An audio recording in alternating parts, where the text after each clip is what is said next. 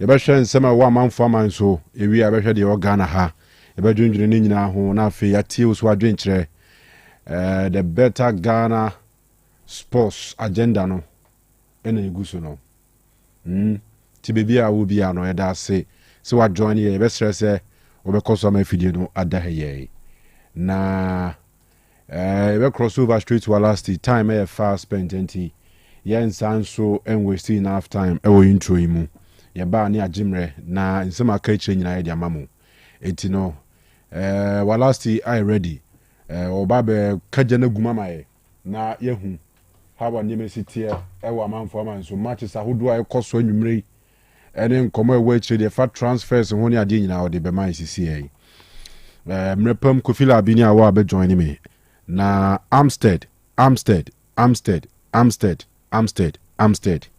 yɛbɛba bɛhwɛ elections no saa mmerɛ amene kasa yi deɛ bɛna wie yaa no ɛnna ne ɛwɔ hɔ bi saa kɔhwɛ de ba ne mesi kɔ na nya asɛm ketewa nti mesrɛ ɛnyɛ fidie ne mfiri ha ɛne ani dwuma yi na yɛn nyinaa yɛnyema no nyɛ fɛ yɛ live on Facebook Otec 102.9Fm page no so yɛ live on YouTube Otec Sports ɛwɔ YouTube ɛwɔ kɔ a wobɛnya yɛ live Sikapa ɛne Eugene ɛnso bɔ yɛkyi dɔm kama ɛna afei yɛ WhatsApp number yɛdedi dwuma yɛ 0505 225578 0505-225578 moma yɛn kɔmmra yɛba Donec Herbal Mixture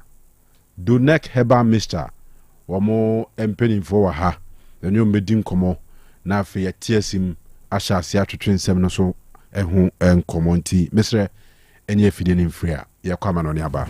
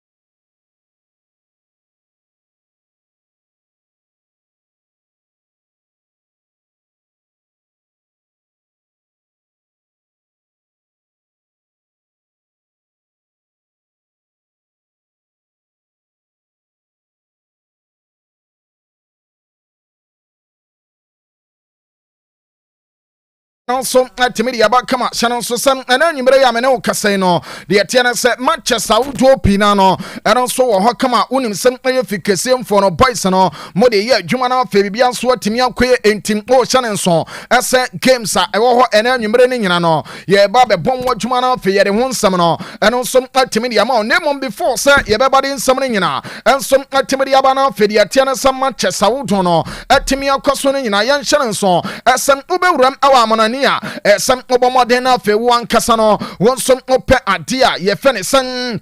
Memfanto no se eye dwumaku a ombetimi de wakọ entiana nwumere no de etene se eye Ujima travel and consult na mede to dwa esem ono mo benante na afa bibia nso no etimi ankoso kama de etie no ene se Ujima te no omo ye aboa sorobo a ofa ne yonko a wankasa no kotokro nso no entimi nkasoro da ne nyina ne se opeso to kwan wuremo awo de etene se amonane a memfanto ne mo ese eye Ujima travel and consult na ono ne to kese na bibia nso etimi ankoso se ya no kaseno on set Ghana Tourism Awards ayeye the year 2024 no omo ani award omo as best travel agency of the year 2024 ewa Ashanti region ha enti omo jesa bosbody no e de ato omo kokuma ma bibia nso no etimi akoye kama say no omo say offer available no memfanto ne mo say wankasa no opese urem ewo UK na chese okoko visit wo for a month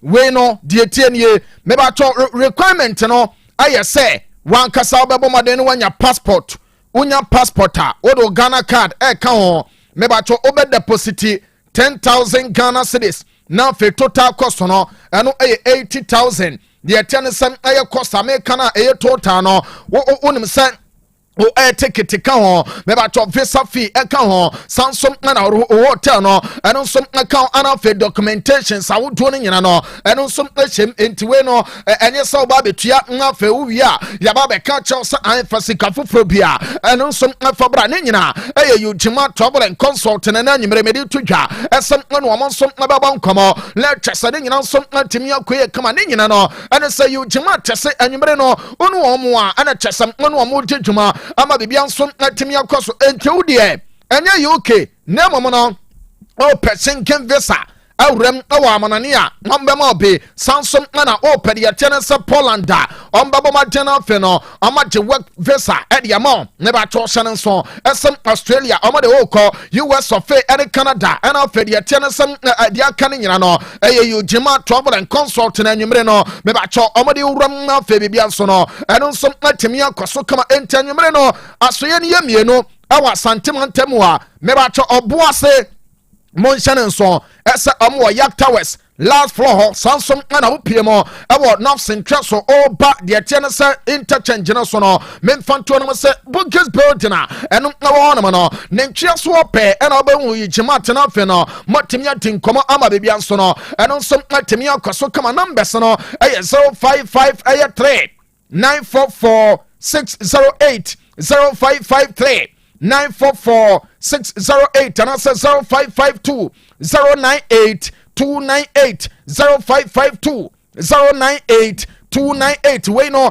you jima travel and consult amade tu kwan akọ amanane na fe ne yakọ tejuma ne nyina ana mede tu woni sam onso no mo tejuma na chasa bebia nsom atemi akọ kama anyemre ya me no kase no woni che sam ansantra adwuma ya me ye no wonsom obetimi aye bia me ba choba bi ba kope ana me kamfori ya ma ne nyina ene sam anonsom Otec School of Journalism and Communication Studies and you may have no casino or the Utifia ye bon sawa yasia not what microphone out in all over Casami up and some patron central tumano says Sika Bamukama and Casa Yase not for what Casa free Edia Togu says no Omo Yase and some Casani and Omo Ba Omo Jibi Kakadi show mobotum and Tinin Otec School of Journalism and Communication Studies and Amadi Tuja as some na fe yanso na chesawon so be yanam ewo ensentral dwuma no nyina ene sem affiliated to NAPTES Ghana Education Service agia tomo entin uwia ye ma diploma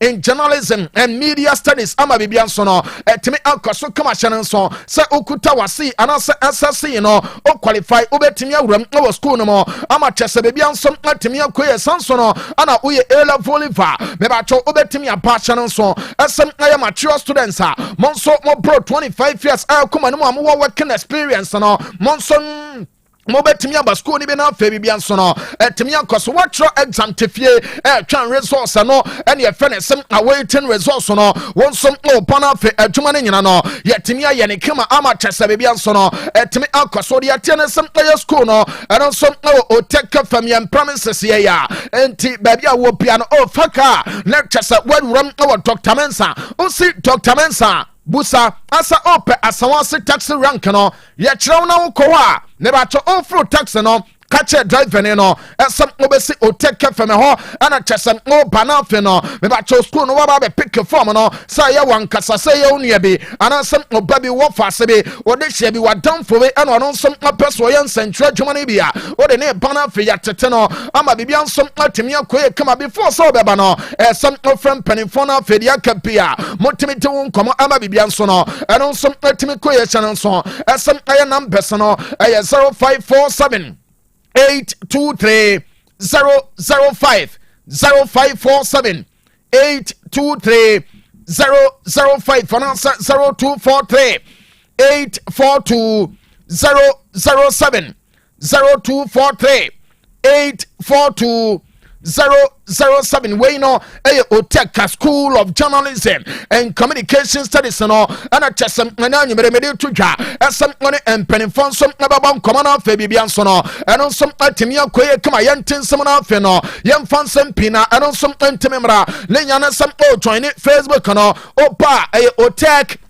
102.9 Otec 102.9 the attendance some pomade na fe no won some like ye page no o like ye page na share live video eno aye Royal Sports Kanu no ebaboa pa ama chese show no eno some atimi atrende ama bibia some atimi akoso o ye ne sa no be ba cho comments awudo no nyina no o de ba na fe yatimi rating no wo show no so ama obia some atimi on se na nyimre no ye ne wa na chese ye bo adwuma ne kama ama bibia some atimi akoso ntia nyimre no oni ansom maten ye na ama bibia nso ntimi nkoso ne nyina no sa Manchester wodo eno nso etimi atodwa ena nyimere ya ma bibia nso no etimi akoye kama sade ya maka no me ba to ye de Manchester eno nso pa no ma menya stories kakra ansa ne yewremo ade Manchester wodo ne nyina eno nso etimi apa ama Manchester bibia nso no eno nso etimi akoye kama men koma ne na afa no men fonto no se ensama wodo na nyimere apa no Manchester nyasem keto ne nyina ene sem pon se nyankopon bo da chena no me de to ya se United bobo kono enso bebo game e wode ye tennis EFL Cup no na no na metie ene sem goalkeeper ni tin ade Andre Onana de eba no ene sem goalkeeper no ono sem benya playing time e wasa game mo sanso no ana United striker na tin ade Benjamin Sesko ensem benya playing time another player metin tin asasa game no ono sem betimi awrama na fe wa bone kama ama bebia nso atimi akoye no owura ne tin ade Kobe ajenim wati meno enti Kobe meno no na chasa player na de ebe na nyimere no ene sem omo nyina ensom aye likely ase omo betimi start game no ade ama United bobo ko no wa abram so no ane Greensby ebetimi abo nyankopon wada chena awade yetene sem aye san game no ma ye tene nyina no eno nsom etibiri atodwa na yankue no na afa yenwura mo na memfansam pina mra kwabra me se o ma me owura ne te ade Andre Onana ne picture ne yedi nkomo anyimre dia men say kan say Manchester United goalkeeper no uram no West Ham United dia me tie ne sam yes West Ham bobo kono e de bid e de aba Manchester and some na hwe no say goalkeeper no omo sansom betimi akana ne yes West Ham for buyer omo say omo de ne de yetiawa omo pekipa no on loan na fe bibia nso no etimi akoso ne nyina ne say Onana no omo say onye happy our United bobo kono entim omo didi nkomo hwe esem owura ne didi Andre Onana no ombetimi anya no on loan na fe no aye boy ne ba nyankopon bo na fe no aye season endi a West Ham United bobo kono the Hammers omotimi awe kwan a omo som obetimi assign Manchester goalkeeper ne tim ade Andre Onana no ano aye kakra na nyimre etodwa ane adidi nyina ano som tibidi ama no na me pacho Bruno Fernandes aye ni poba ko a ono som aginam edema United bobo kono obaka ya haya ana me tudwa esem aye Saudi clubs no omo so we ani mo sem owura ne tin ade Bruno no lecture ombe fa no ade na wura mo awo Saudi professional league no mo na me pacho update eba on Bruno Fernandes ni te ono mo nie mame fanto no sa United bobo kono ade assistance yes official bid bia enya mai eyen komodidie ana fenso de yatene se itiar bobo kono ani owura de tide Bruno Fernandes ni agent no ana agent komo na dia mense kano ani se yes Bruno ne die onyaya nka United no enko tonight ema season we no enti yansana ebi obekọ ba bia ono nsom aya na atwensem obetimi yakọ ama chese bebi anso otimi yakoso enti owura ne tide Bruno no me ba tọ de mense kan na nyimre no ene some boy ne de na adwene wan kasa no onyaya enka obetena another year na face season we ni endia ono nsom atimi ya chekesa Saudi professional league no ono nsom be wura na fe game no wakwakwatwa so kama ama bibia nsom atimi akoya ya dene nyina eno nsom atimi atodwa na yase owura ne dede Bruno no aka cha ne nkrofo ne se no kosem nie United dana koma so pa ana ade ba ko ne se United bobo ko ne se dia Amowi ehyehe ne yama no na ne ante onim se eye taya ebefa anam se o de etena ho na yesa befa ubehu a na mfe no last season dia no ɛno nso bi kwakoba entim ɛyɛ Bruno so deɛ me nsenka no ɛne some boy nankasa no ɛnso ɛhwɛ no mo sɛ bibia nso betimi akoya yɛ de nyina no ɛno nso ɛtimi de atodwa na me patcho Galatasaray Sport Club ɛnso ɛwuram ɛwɔ deɛ tene sɛ Turkish Super League no mo anyimre deɛ me nsenka ɛne some Royal Antwerp goalkeeper Nete Addison Leme mame ne image no na yeni nkomo obekaya Total Sports no so ana be to dwasem United nso no apomaten ane boy no lectures ama reach personal agreement eno aye kakra na nyimre etodwa na mame mfanto no sem latest report am nsenka ene sem owura ne tin ade de yete ne sem aye san Leme American aseme no me confirm some boy no yesi Galatasaray bobo ko ne boy no me confirm some yesi player no enso aka kira mo se ono eye Manchester ene opeso ko enye United enye any other club ene ono San Leme enso peso wura mo koye adwuma etimi de mo entanya Manchester eye Royal Antwerp ho a no wotena entim yesi no ama Galabo ko no me ba cho offer amonso ade koya na sa bida mo de koye a chese de men se kan sa na eso ade chan United de no yesi boy ne se no onya na dwene esem obewuram awade yete sa Turkish Super League no mo eno aye San Leme a wada adema Royal Antwerp no na wonsem ene na nwumere yade po no memfanto no mesem men se kan na nwumere no ane sa United yesi sika amonkwakotua ade ama Royal Antwerp no se okeka ni nyina bom a ebeye 25 million euros na 20 aye guaranteed amount a ne ba cho United edema Royal Antwerp now fe San Leme aba now fe enwuho no 5 ababa kan wo boy ne pa now fe eniama pina eno som timi koya let chesa bebia nso no eno som timi yankoso kama ya de nyina eno so timi ya todwa na me pacho asem ne fie Robin Amorim asha se akasa odin sem pina eba Amorim ne yebusa no asa chairman na wan kasa no squad no anu hye Paul na Europe no nkamo ntimi mo anu asehwe no kranie na side na ekuta ne pa no so akasa na oma ya ready for Europe na otwa ntro ne nyina ne sem anu okam wo bia so atimi ate asa squad ekuta ne sese no ose o cheke se omo ba bebo Premier League no na omo sign up ade a ye fe ne sem aye Champions League na se bia Europe no ensom atimi dia soso a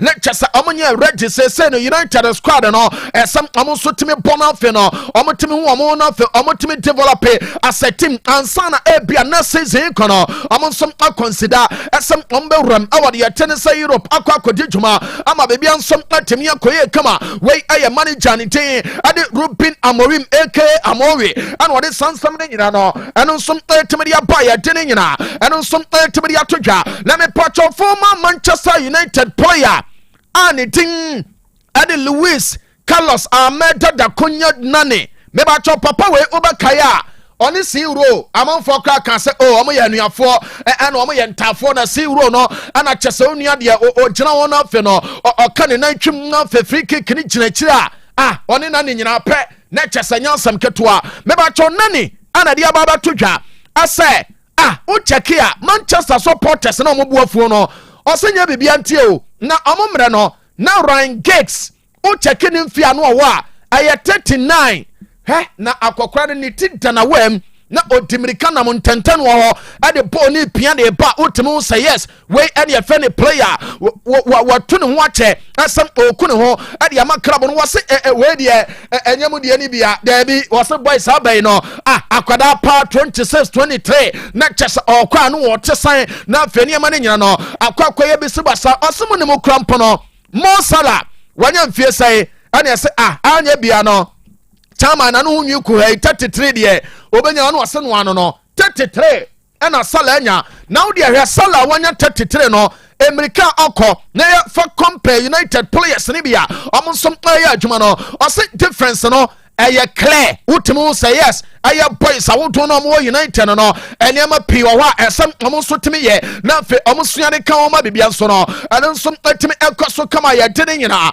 ene nso ba we na anyimre wo so no so me ba to Newcastle United aso ye ene na anyimre me wrade ya men say kan no ene sa Newcastle bobo ko no on sa amna Liverpool Apple game yes after the game no owura ne de ade Jamie Robin ono aye ko ona ade Liverpool bobo kono yeso no ane mpanifo wodo ni be I attempted as a person omni din ade de tennis Alexander Isaac etin komana fe no ene ma ne nyina nsom letimi koso yese Isaac en komode de ne nyina mo ne tie no ankosi aga player no na adwene ne nyina no ene sem ono ankasa be wura ma na fe no wakwa akọbọ dwuma ade ama saida ne tin ade Liverpool ne nyina ene sem amo ka che no se bema enkabe ya sese na return na fe bra be ya dwuma no ensom afoma saida ne tin ade Newcastle yese owura ne tin ade de tie ne se Isaac no waka kire mo se no kwasem nie sese no nakoma na nkasa no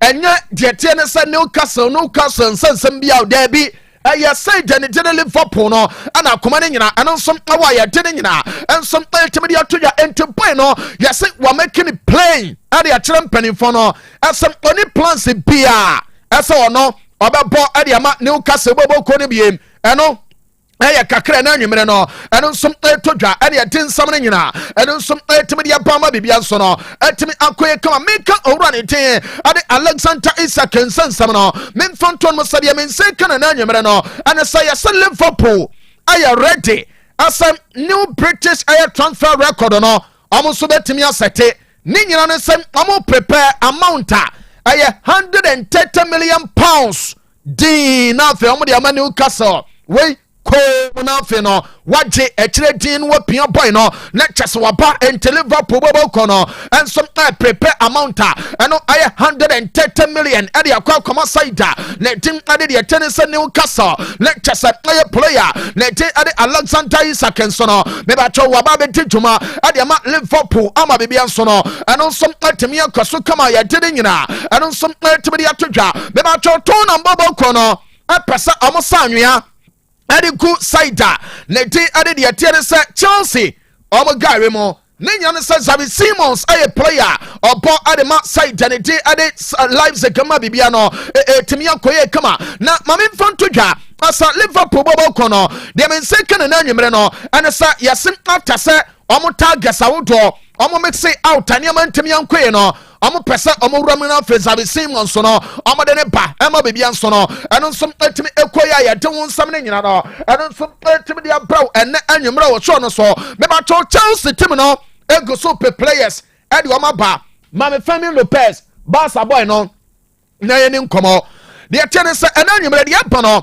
ane se Chelsea yesi omo de amount eno aye 50 million euros ade awram wo Barca omo submit anya fe no omo ba dwere ho omo de for Fermin Lopez yesi Barca de omo nya sika na se de niam ma yere na 50 abeto ho no ade no omo nya ombeje na Fermin Lopez ana aka ese yeso odi side ama bibia nso atimi kwaso de mensa ka no ene sa yese boy no o check my first two games ana nso atimi pass so de ma Barca awala La Liga no no onu antimi anya playing time awa sa games no no yese eno ama boy ne buafu pa ama chese na nkasa no eyem owura ne tin ade Fermin Lopez no ono so obetimi consider asem obefi Barca bobo kono ama de mensa kan sa yese within 48 hours no owura ne tin ade Fermin Lopez nso no ebetimi decide asem player Chelsea obeko anasa ono ankasa no onko na ade pa kono sem yese boy no aye Chelsea bobo kono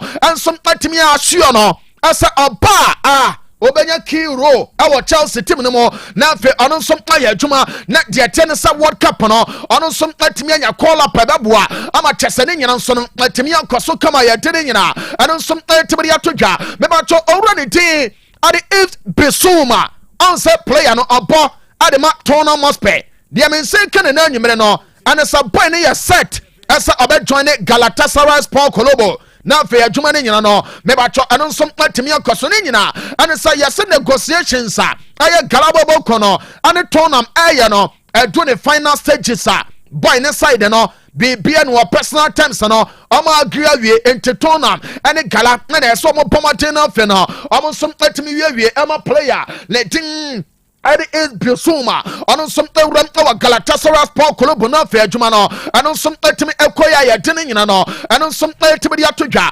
memfanto no sa Crystal Palace bobo kono after some owura ne din ade Magay on say ababe todwa say clubs out to epe no Liverpool ewomo ana fe other clubs nso no epe owura ne din Magay na de epe ne say owura ne din ade Yeremi Pino a obo adema bia we obo kono yesem aya policy tim no ensom advanced talks asese no omonsom aya no sa ombetimi finalize na fe Yeremi Pino ensom aba be wuramo awo side anything ade crystal policy na chesa adwuma no ono nsom abone kama ama ne nyina etimi atoa so ya de nyina no etimi dia badane se buy so men confirm asem aya player no yesem Madrid de omunya ya nenka omamfa player bi amfa na ma nenka omam wo ye na no omakem nemum dane se bias epeso kwa World Cup na bibia timi koye eno nti player no aka che Madrid fo se ono ope playing time say be ya World Cup no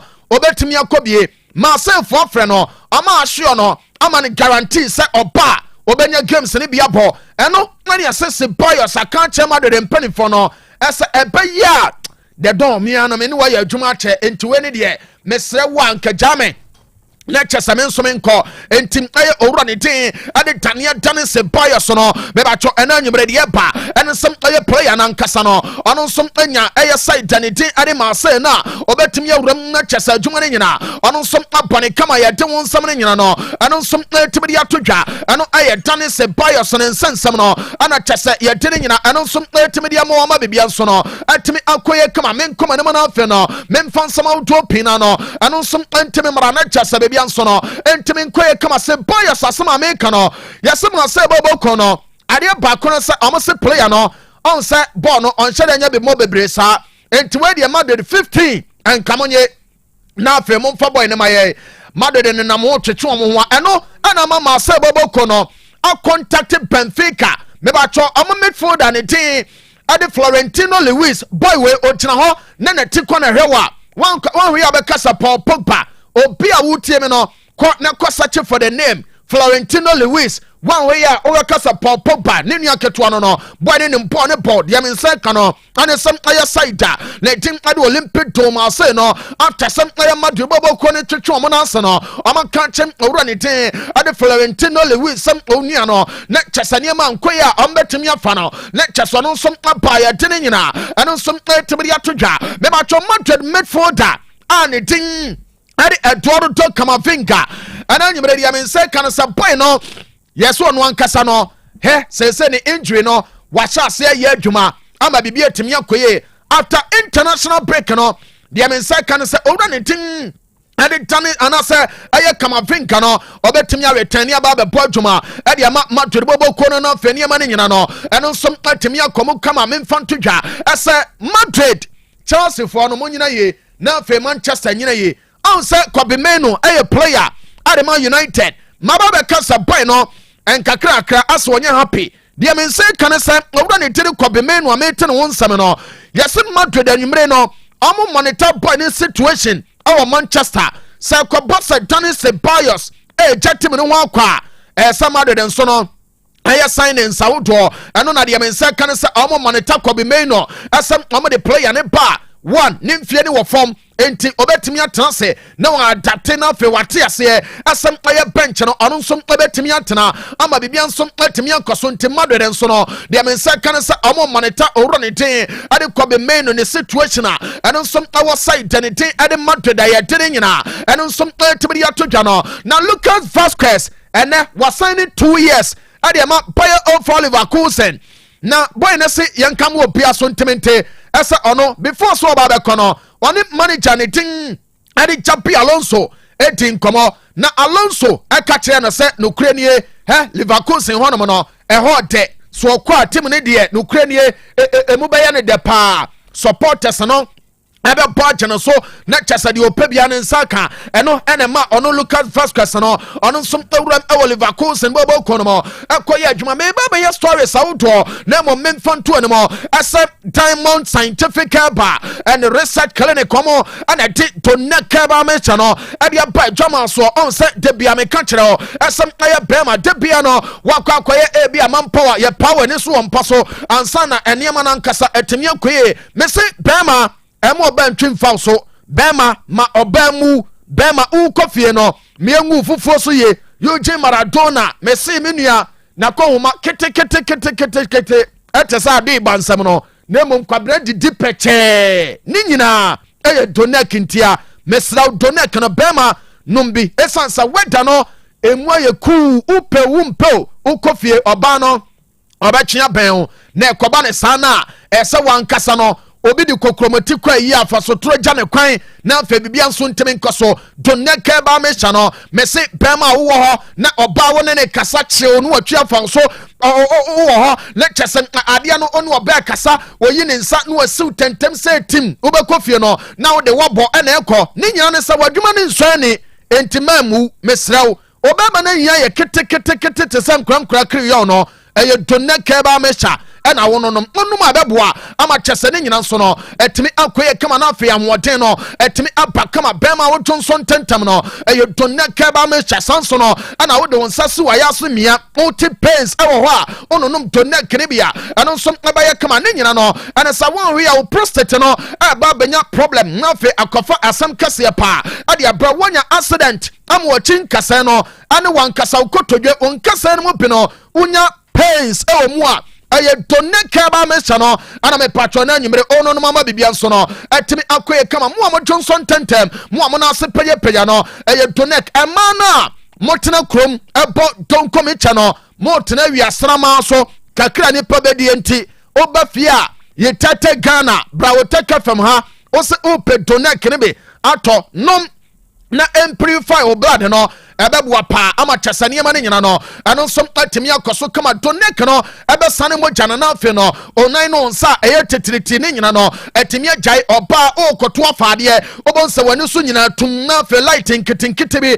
titim no ahoy a one day usi utrasi ana da form when you blackout eno aye doneke ba mesha no ebebua emana atenka ne nyina enso ekonomo no doneke ba mesha ne be ebebua ma bibia nso no etimi akoye kama enti ba bia tonton ropia no obetimi anya adiache ne se doneke ne be ato ne mom no nomra Otec FM ha mo ba mo se doneke no mo pe bia to aye 0246 727 677 0246 727 677 and answer 0249 208 252 eno aye Diamond Scientific Bar and Research Clinic no ana me to ya Polovia Ventures asemomra justice no quality and original justice no ewo mo ho meda sawodo a empopo no obenya bi ewo ho trophy sawodo obenya bi captaincy armband no onya bi ewo aso ye ho whistle sawodo ebi ewo ho red and yellow cast no onya bi football no football boots sawodo no eye keo opposite eye foco bookshop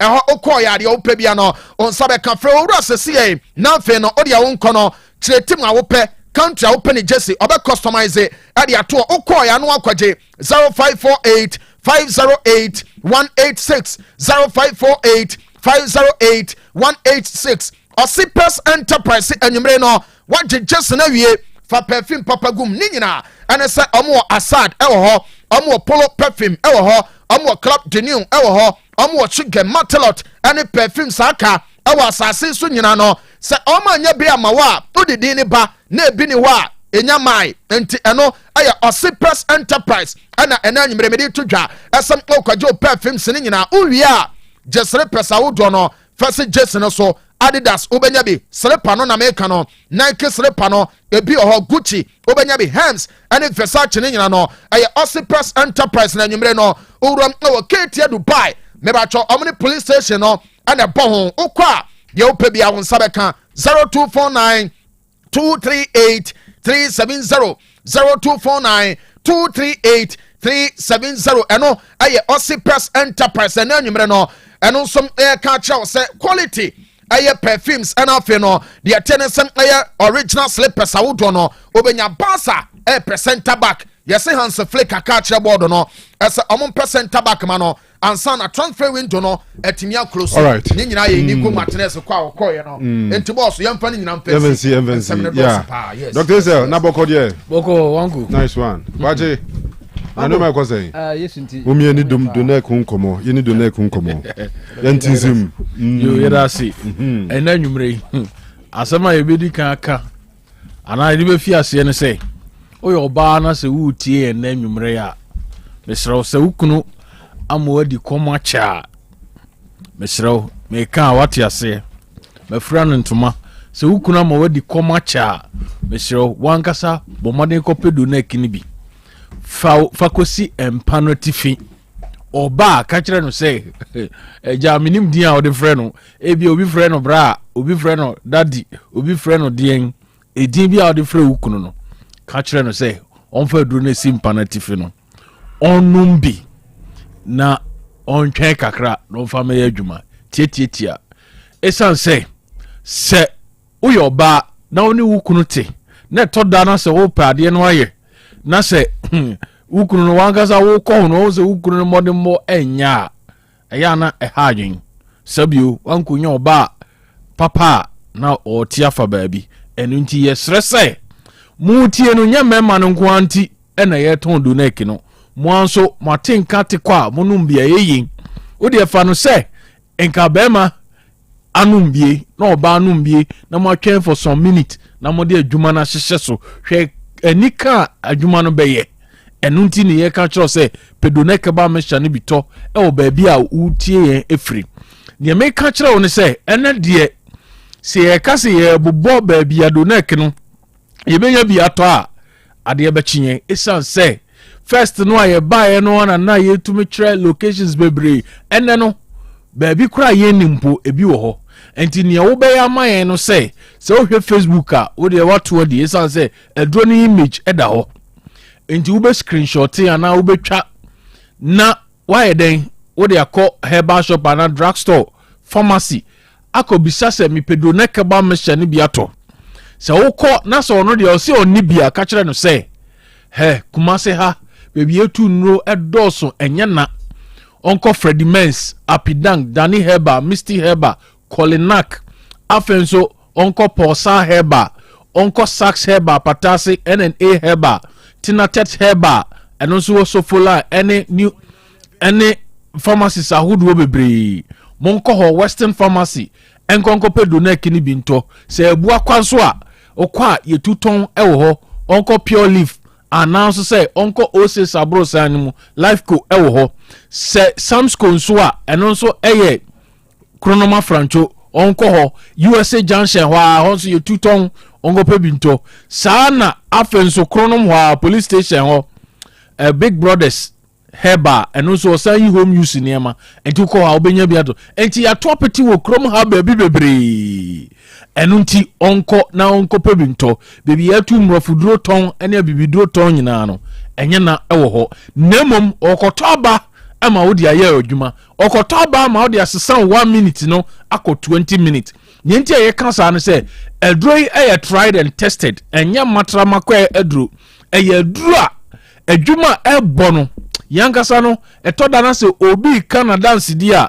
na buru ya adwen ene yenti ase so ene ti kopebi nato ube masem na nye under 1 minute ube ko 20 minutes first day wato bi no formula no ewo ho won so a yare bia tra so ache ayekwa nkro no frɛn na wo church mu kire ase he se wodi bibi beka ho a yebe no sa ama so ofa bibi anka ho so na benom no sania ya kyerɛ gu hu no a eno so ne ya ye no sa edi ama enti bomode enkwakora emrewanom emrantienom nkatesianom wanya free 18 years ekonko ade a doneke no unumbia eyeye enti bomode se obekọ akopa biato e obabi bia wo hwe anaze babi bia yeton aduro enti fa number we e bia wo tikam wo hia number no fa na frɛn ne yenkyerɛ obabi a obenya biato sometimes obi wo ho na so okọ shop baako na wanya bi okomienu no wanya bia na wa stranded eninti no wo frɛn a yebɛkyerɛ wo se kwa ha ubenya doneke ni biato 0246 72 76 77 0246 72 76 77 0249 20 82 52 0249 20 82 52 sani ye ka kyerɛ se usisi ya wo ya sisi ya de etewo so ekwan bi enam so ebaye no yemfa ho na emom se waye adwumaden ananse niema huduo bi akoso ama osisi no eye oya no edura wu hia na de atuase doneke ba mesha enkopa nura huduo bi no a otonno no mo a ebema ya no akofom nanso entuase no pede ebetuase de ama natural medicine doneke ba mesha no sana wonsa ne onaye otitriti uhia doneke afi o low sperm count doneke onsa afi wadwen no se usua dia unhu ne ye ananso se ebia onyini ananso yade bia ma adwen no sabe yehu ne se ensisi so ye pedoneka ba mesha ne bi tonom na improve brain function no ema bibia ensisi so kama eye immune booster enti wo yare onum bia eyeye sanso ne ka chaw say anti aging medicine enti wo a oni padua na twintwam no na mo wanyini sin mfi a wanya no mesra pedoneka ba mesha ne bi na nsiesie oni padua ne ma oni padua no enna so enye nome na se minister hwiawa wafrew doctor hwiawa wafrew obi bia oye nipa titru bia so hwiawa wafrew esan say abusua wo mu no se nipa titru so ba mu bia eyeden eye sana mesa ka kyerɛw say odwun so bebre wani si yewusiwusi pedoneka ba mesha ne bi to nanom udidi anadwonti da na oyema echeko uhia doneka ba mesha rheumatism anase rheumatoid arthritis sasabro anase nkasem hawa wudo bia no edura uhia doneka ba mesha udwonso na ti ya wo ba mu ana ba mem pedoneka ni bi just doctor say infections ahodo ti say gonorrhea syphilis chlamydia candidiasis any ne keka ho odi herpes virus and as a genital wart ebi bia no infection no amma wase ho no aye discomfort no mesra pedoneka ba mesha tianso amma obema ni mu so obi ho a na ne bema no se o pese infections abama discharge na onya nti ubo se ano wo kakra bia na bema na tua it is o pese o dwonso a se wano a momode amie ne ba mani mu a Johnson no entumi mma pedonek ni bi nansisi ni pedua no envamam cholesterol diabetes pressure eno de bonus emaye sound da stroke eno so bonus maye untumi ni di donek ena wuhia bomode kope bi ba bi bebre medical bubo ba bia yetu ton no nanso se wutie every domina se a ho na ye wo no a kesi herba obi rosa kode no so wo New Road Junction ho no ono so ewobi sanso na jasquash herba anwan kwanta bi ho fojo herba asante bekwai ebi ho ana Princeton na eno so asante bekwai ebi ho sana wutie mi oboase ebi ho smart herba ene boss herba sanso na ebi nso ewo Jomas Pharmacy Asqua Junction atase kwanta ebi enso ho ena ebi nso wo asinfosu no MPP efo omo office no herbal shop bi ewo ho ebi ho Samson na Mama Doris ebi ho ena FM Francis Mensa ebi ho se wutie wo twifu praso ntem ho ba bi na se ho ben wa twifu praso nyame bo she herba e confidence achi ho no e ho nso ubenya donek ni bi ato Jacobu dada drugstore ubenya bi ntina nko ubenya bi ho baby bebre ubenya donek ba mesha ni bi fa number no na Dr. Kwache ento asomaye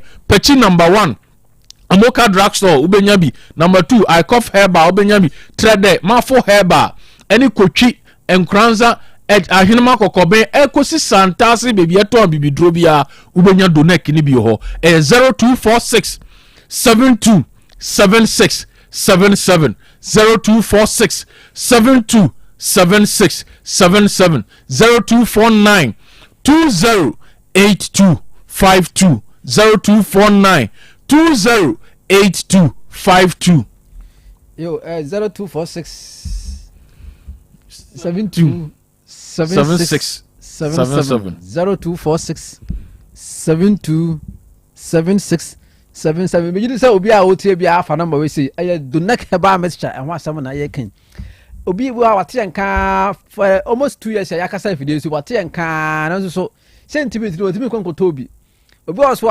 afeni anasa na first time otie ne pa cho se na first time otie ne a ene na adobi abadwa man so fense donek heba mixture ni din no sanate otie ahwa kasa broni aduru emum anya broni aduru ye ne kasa ye nsa no anasa before ya nsa no na ye de ye ni din ne tesa aye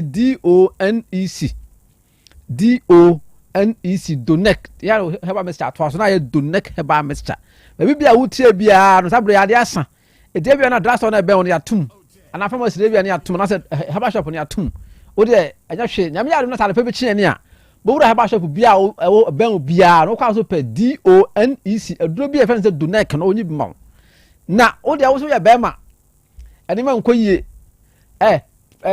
pressure that was help say what you la bill what water bill what school fees what say bibia gu so ani ma nkoyie ma wa o de kope do na kini fa si wo pa na tv say the doctor no kan no ana papa wo so no wo de bobi awia betumi anum bi adasa betumi anum bi emfa wo sa wo nyare esan se wo betumi ayewu nsuo da bia a wo nom na ebi kwa wo yamo a na de pa bi chi wo say ho den oho ana wo so ansa na kodo nyina afiri horom e de ama wo e do nek heba mixture e ba sa no a fast da ba nyankopon esan se on ne bo onua on ne bo haban ana obo adwena da ne petrim a ye de e ya ade e do nek heba mixture mpa twa o papa o maame onua bi ana se wo ho kani bi oranfo bi anya stroke afena na ho to no ne kasa ayabasa nante ayabasa pacho osi ana wo so do nek na bota ade ama no pacho de ota na ma bi egu ho fara ma na frɛ ne de wonti asie bia e be kyerem ade akyerɛw san sɛ afide so no etam no so ntie timi kasa bebrebe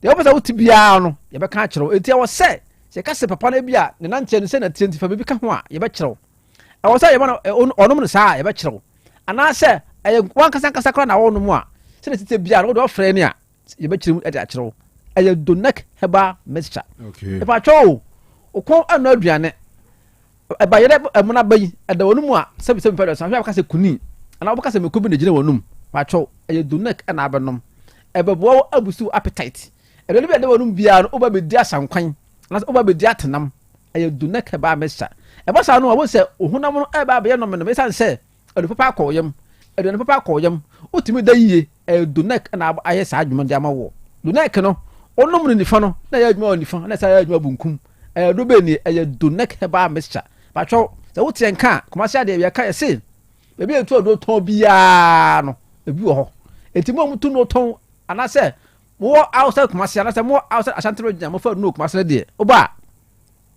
ande bia wo kokolinak wo dani heba apidank ozons chemist Freddy Mens Arms heba ai wa brepo junction baby e to bia de pharmacy sama nko o nyina ton bi edu de ha ho kura o kwa so pe edu de fe say DONEC yeah DONEC donek now the heba must start to us that's right if I chose o kuta pen a o de twa number no gu the obey Otec FM bia de o twama kokrom ni ade nyina odru asi beto do ape bia wa ha mo nti Otec heba de enkentem kura benya benya enkentem tu if I chose number se ni okay 0246 0246 72 76 77 0246 72 77 you say what fast so friend are busy after second line we say 0249 20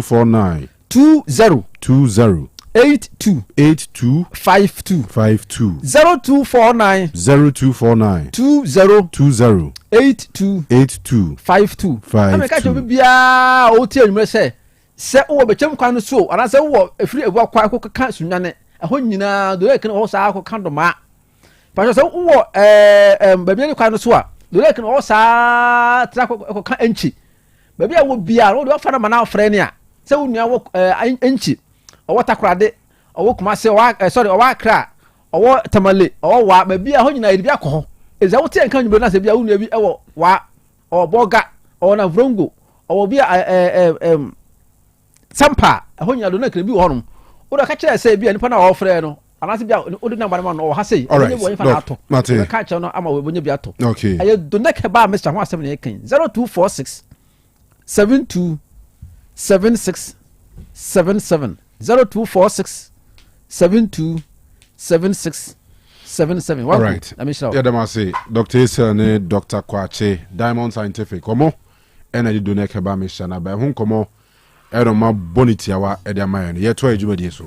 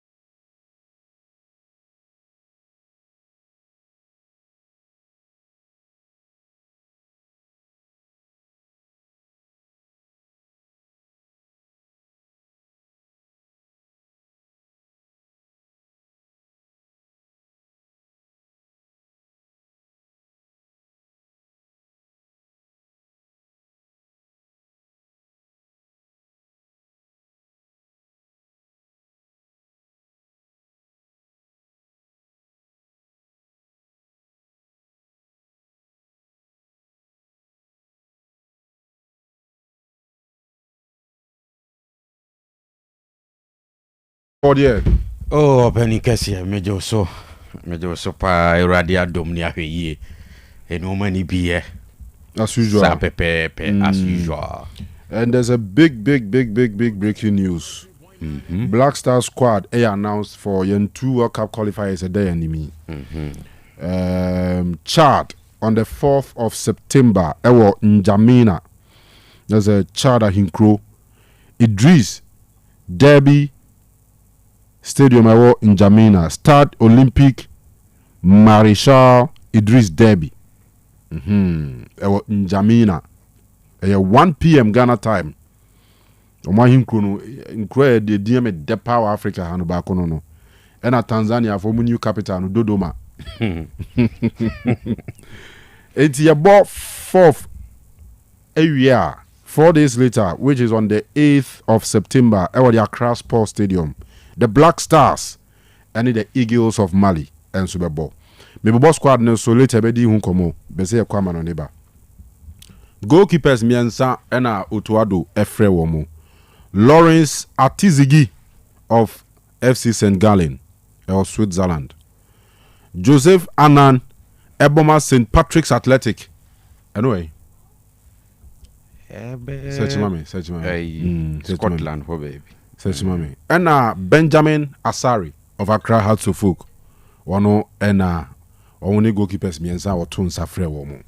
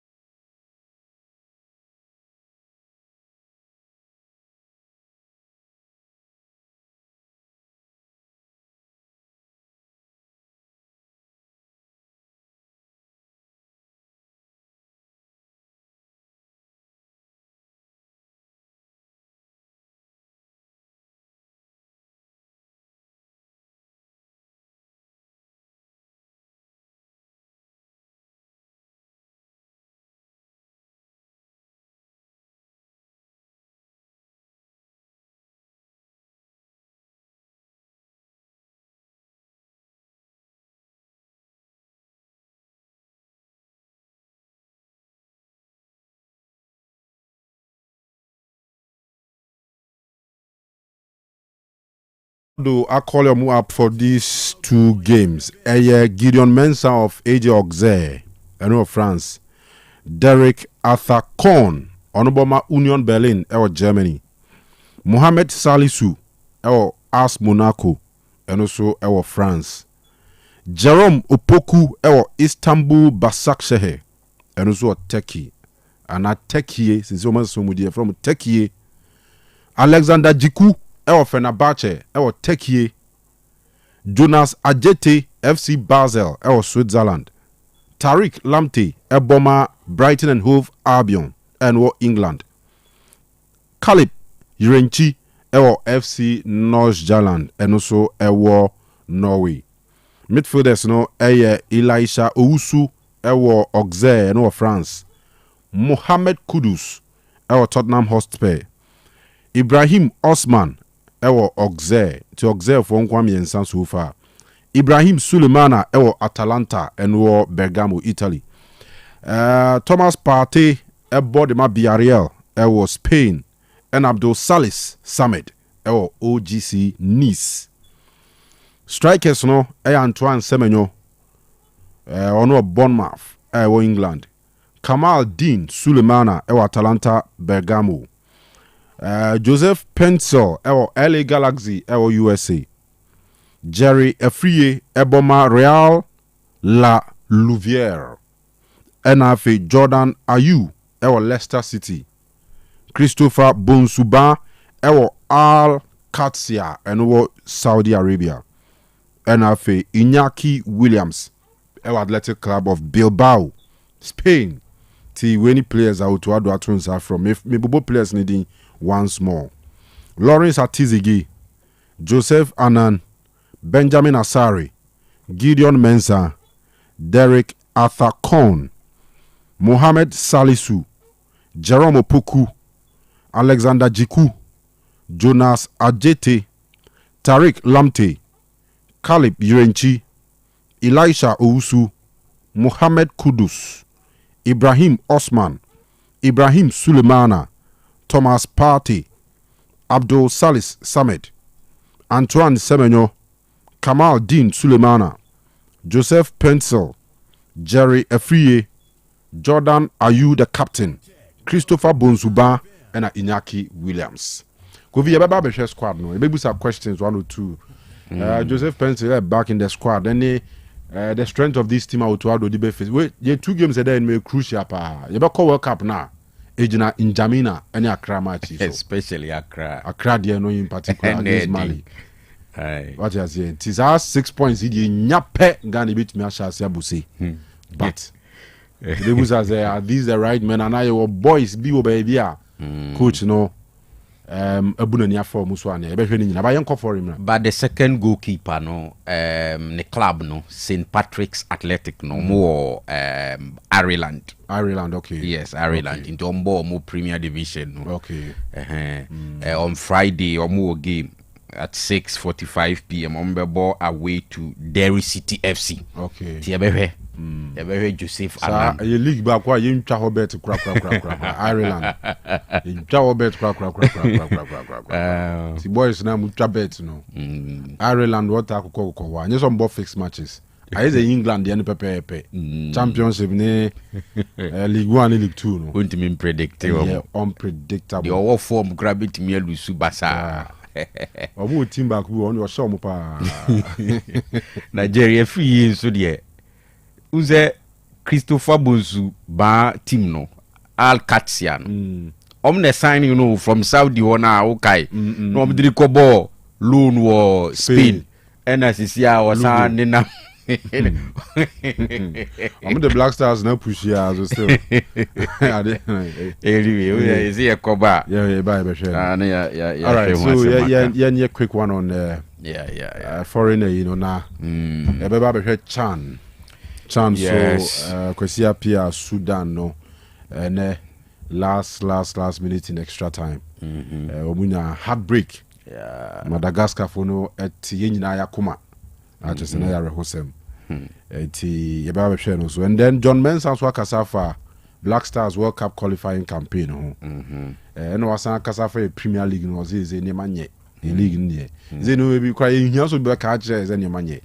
Aha, nti yeba be hwe ni nyina any some other stories are will feel nyina echina so police ladies ebebo mo akensi atosu mienu e wo Cote d'Ivoire ya musukro ti no so ba behwe ni wafu no aha ti gobi mini be bia beso de fa kikani nyina bom kakra na afi yenye ne emra na sika ne wen enchene e bebo Ghana League no alis Ghana mai is Ghana mai beba ti de yenko homra beba sa ba sika nko ade azuro ni me beba. Okay. All right. Well, I see your stories ni bebre. I mean, same bebre be or what? Yeah, interesting. Na, Kanu pese me Kanu Castle ene ija kasem ni biem.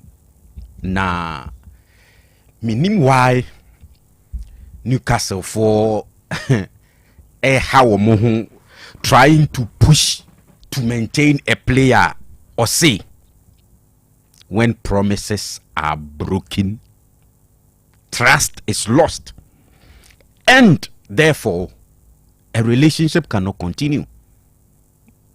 Our making it clear, say club no, only one to asubim. He's like a player on strike. And the new information update and say after another engagement with the player, Newcastle for Nakebia was still he wants to move on. I think this is the time. I remember saying Newcastle airborne against Liverpool. Na me say we general play now. It doesn't look like the absence of Ishak. General play so. Yes, Anthony Gordon cannot guarantee you some numbers now. In the last 3 seasons, Ishak Ediama Newcastle United 10, 21, 23, 3 seasons consecutively. Or they free 10, echo 21, echo 23. Anthony Gordon now, while replacing Ishak as at now, no, has not proven so bit me a numbers near. But at least Liverpool is considered as a title contender, and now say a position to defend the Premier League title. But look at the way a manner yesterday, Newcastle, even with a man down, Anthony Gordon no cry free. Look at how many Liverpool boy at some point they had the belief say Ombetimia the winner. So they were throwing more men at Liverpool and counter by Liverpool now the winning goal. And I think a brenna so more engagement be more engage Liverpool and arrive at a particular point na player ninko. Yes, I appreciate the fact say or almost 3 more years left on his contract, right? But Alexander actually completely say nadwin wo baby only team nin to asubiem. And the last time Kanu maybe can ha say so come back now share the amount of money Newcastle edify Alex from Sociedad. Now the bet to 2 ene the TTS Liverpool for crabit me movie from 110 they are 130 ya. What the fan say 110 pa. So far player 58 million pounds. Na add-ons be count could do baby to say 63. No about 3 seasons man with that kind of performance. Kanu. Na tono. Na unya something like 110, 120 million pounds. It's a good business. And I'm shocked. So I'm shocked. Say Omo a draggy adieno. Yes, will be a person keeping the best player. I understand. But at this point, honest no. I think any other engagement be a it should not be between the ownership of Newcastle and the player Alexander Isak. Clearly, Abrantian position ya clear.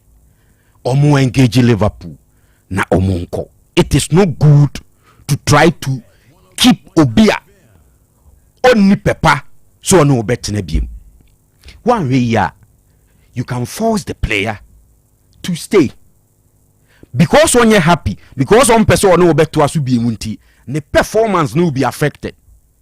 And the next 2 seasons are there anymore. So when Timia replicated the same performance I was showing the last 3 years because on you happy, because on person on it never to us be ma.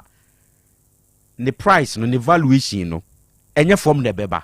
So I think they should cash in. I mean, say Liverpool yen 120 million pounds cry. They should get it, take the money, allow the guy to move on. Then Newcastle and soon to us because play another. Watch the intentions are clear. Until there's no need. So on bed dragging matter no unnecessary BM. I think they have to move on. As simple as that. Now Abrantian and son to an abrabosu baby. I mean Liverpool a bigger platform compared to Newcastle. And every player be a dream so Bobo na him. This is the time. Omu end the matter completely. Now last year another story about Onana any Akwenya likely say obetumi enya tomorrow in the cup game abo and all of that. Yatete say clubs biti say Inter mu ye interested yen share danya anything concrete there, but there are reports say other Premier League clubs and so are interested say Ombefa Onana even on loan. Now, I think for the player it's better. Say a loan pa or be consider no move away. Because I mean baby Onana wo any in the position any the or no GD say ɔyɛ number 1 ɛwɔ United ne yɛde no akɔ bench as he say by in there na ɛda no it's natural. Footballers will not be happy. Obefili say you relegate no. Enti say Villa or say West Ham United o. E loan pa o move away completely. No onko. Me sure say West Ham o ko bitimi anya number 1 no ada. Na the peace be aba between onone club no. Because I hear ya the situation in Subekwa ko say another player who is there on the bench. I feel say ya gini position e free ni sema again on you happy. Nti Manchester United for crown say it's true say West Ham for any brace or more per luna they have to just work it out because me sure say unana presence our dressing room hono the positive energy be beba especially now that after 2 games Yakohe United position is 16th no a loan deal. They should consider maybe after 1 year on betimi ama na move away permanently no mape other goalkeepers na omo movie on. I support the loan move. It will be good for the player, it will be good for the club Manchester United because omo ye disappointed in Onane's performance. No omo consider ne kama. So all right. Now dear baako aminti ase. A story now our last year about Chelsea interest in Fermin Lopez. Minim why Fermin Lopez ever considered to join Chelsea to get playing time. And I said, yeah. Because even in this Chelsea setup, I sure say Fermin Lopez will walk straight into the team. Abestati. Why not? Obetu wine. The last time. Obetu the also to know. One Obetu no. See Chelsea for some more 4-2-3-1 now. In few you know. They are constant. Caicedo and Enzo Fernandez. Front 3 no. Mujina striker and Chino. Left wing Pedro Neto. Right wing Urienfansi Jamie Gittins. Say Ganacho is when Chobe, but Ganacho ba no and so option wo. And in between them, no, it is always Kupama. Unless a particular game be coach ni pese will push Kupama, echo right wing and BB because of how our opponent never set ya. But on a normal day, Kupama any jina number 10 way.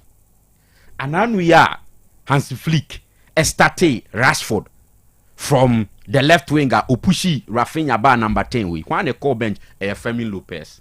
Into Oba be to Kopama. So what the emphasis say based on the the last game against Levante. Hansi Flick decided so best started Rashford, Rafinha, Lamine Yamal. Into Felice Bia playing time and secure there Barcelona into Pepe or Benya playing time. Chelsea, in my view, I think say he can walk straight into the Chelsea setup. But they are never much Chelsea for how almost compare Fermin Lopez. Today it is about Xavi Simons, Adechia, Tete Fermin Lopez, Muni Adie, Kanu, Miti. If there is any position, I'm feeling say what's a Chelsea for a a centre back who no. Oh, the last time I make say Thiago Silva Cohen Chelsea enya organizer be a leader at the back. Maybe Kowa was trying to do that, but no crying to me Thiago Silva level. That is one. And number 2 no crans we pra. Into 2 games. We coach na or switch. First game Chaloba any Josh Champon elbow. Then the second game or the Toxin at Adarabio Abe partner Chaloba. So, but I mean, instead senka Chelsea bepe players like Fermin Lopez, ne Xavi Simons, Muniadien. Why not look for one good centre back? Yes, Jarrell Heto is to me boss centre back over there, but can he offer you that kind of idea making? I think no. Media, one pass will be a crown called Edmond Tapsoba. Okayanda Leverkusen, yeah. Yeah, only Jonathan Ta nebo and a Bayern for afa Jonathan Ta Eko Bayern. But Tapsoba is solid. Minim so be of free Africa haninti at said de biara na Kanu. Beyond the center back issue ya meka ho asemi. Goalkeeping no. Mayem say Maresca wan hwe ya ordinary to Robert Sanchez so a Kanu ebedru baabi no ebe ya asemu. Nti mi say minyaya nanka yese Donnarumma ya Bay City nanka Chelsea nsi wo race nimbi, but clearly I say they are not even looking at goalkeeping department ho. Center back wonu kra so em so mo nhwe ho. Media ask for Ganacho the any day. I agree. Today there are reports saying common gusu e call anyone just a matter of time. I support the purchase of Ganacho, but Javi Simons money and Neubeti Fermin Lopez no dear. Instead, look for a center back to help Echreho. Wesley Fofana Kanu injury sa enti untimi fu ani nto no so sa. I'm surprised. Says our stories no elebeba maybe enye too heavy. All right. All right. To Yemenzi on. All right. Yemenzi na yenya quick one before I bet 10 ya bano. Eno ye chan. The two semi-final games ni na abaso na Madagascar ni Sudan ena aboard the first one. Madagascar baako Sudan entumi after extra time. I'm going about 116th minute. Enti na ze extra time na aka 4 minutes. Ni apong ena nkofo say go no. Heartbreaking pa. And then the second semi-final match also course between Morocco and Senegal, and also a travel to penalties after 1-1 in regulation time. Na Senegal for the chef first goal on the 16th minute.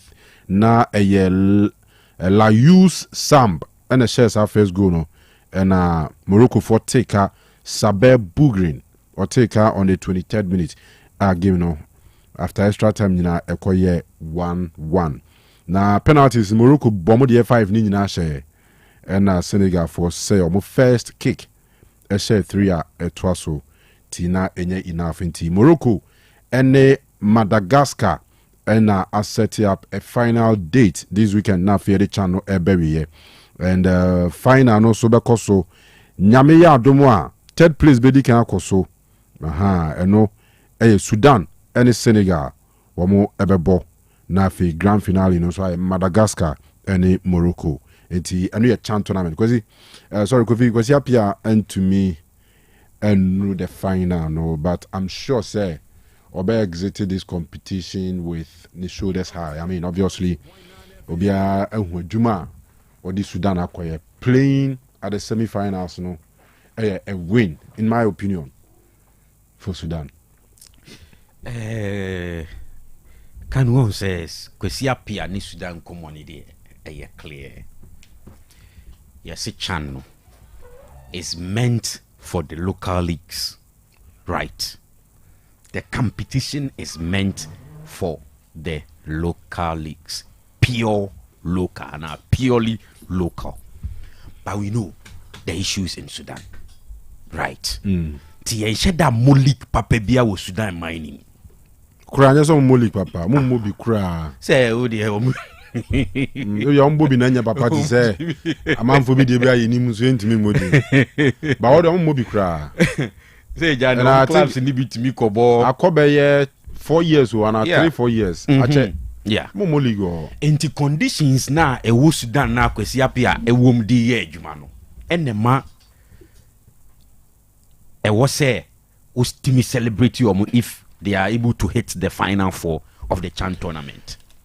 Conditions ni nye papa, conditions ni nye good. Na even though and I was expecting them to qualify. Even though I was expecting them to qualify. And I see. But se uche game no critically. Kanu mi hu Kwesi apia game plan. The same way now or start here against Algeria. At some point, na ne plan is to manage the game. Ni enko penalty shootout. I mean, Obia to me winning, even best players cry to me, may say penalties. It is everybody's game. He did so against Algeria. It was successful because, I mean, Makasem, the Algeria side, no, we are very, very good, right? But Michel against Madagascar, no. Now, imagine me say, because Madagascar is not like Algerian, you know, maybe they will open up and throw more men at Madagascar and try to get some goals. But watching game no kakra ni ade no, me who say no a cautious. And at some point, now it was just to manage the game. Ni found penalties, baby do no. Ya ba ni uma ba tintam ya kwa ba. At some point, Madagascar crying a red card. Enti baby do ya ni de ye manage ni found penalties ni nwie okono. But unfortunately, with 4 minutes to end the extra time, and omu concede that goal. It was a nice goal though from Madagascar. Build up no. Say me no nam na me say enti Madagascar na fedie ene omtimi kika boom boni fefefesa. It was a nice goal, but I think say at some point na players ni feel say okay, am say baby adu ne die. Ya the cup penalties are sa. O many ba omo so no. Na Madagascar a fight here say no, let's end it on the pitch. Young cup penalty shootout. Enti is unfortunate, but I mean semi-final Beth for Kwesi Appiah side Kanu me assure say Sudan fon be proud of it and so be a celebrity semi-final place that you can understand. Me sure say ye ko competition we no ne ye tipi countries are ombeko final four na near the Kwesi Appiah ni team ne ka right. And I think they have something on bit me building on it. Generally the performance was good. Okay. Right? Oma more one single gamer opponent humiliate you so okay, right. Sudan for or your mobile hunty will be at you attitude passa. It was rather the opposite. Yeah. Humiliate Nigeria. Yeah. Including getting Obiti say Algeria. Maybe see what me team of the tournament out. Until they've done well. It's unfortunate say they were just close to the penalty shootout and Kebiti or Mako final. And it's also unfortunate to say one of the conditions attached to the blank check no echo, which is to win the CHAN. But I mean the performance generally based on conditions no more move from the humanity Kanu is very good. They can always build on it. They say the Kanu to go and win the main AFCON or qualify the team to the next World Cup. Not just a blank check, no. Are so green. May I sure say among two na Kanu, they are achievable in my view. A qualification to the World Cup, and we share so far games or Maba, they have the chance to qualify. But kudos to Kwesi Appiah and all the Ghanaians, Ignatius Mo, any goalkeeper, Eric Amponsa, all those guys in there. I think they've made themselves proud, and even the whole Ghana. Building on it. All right. All right.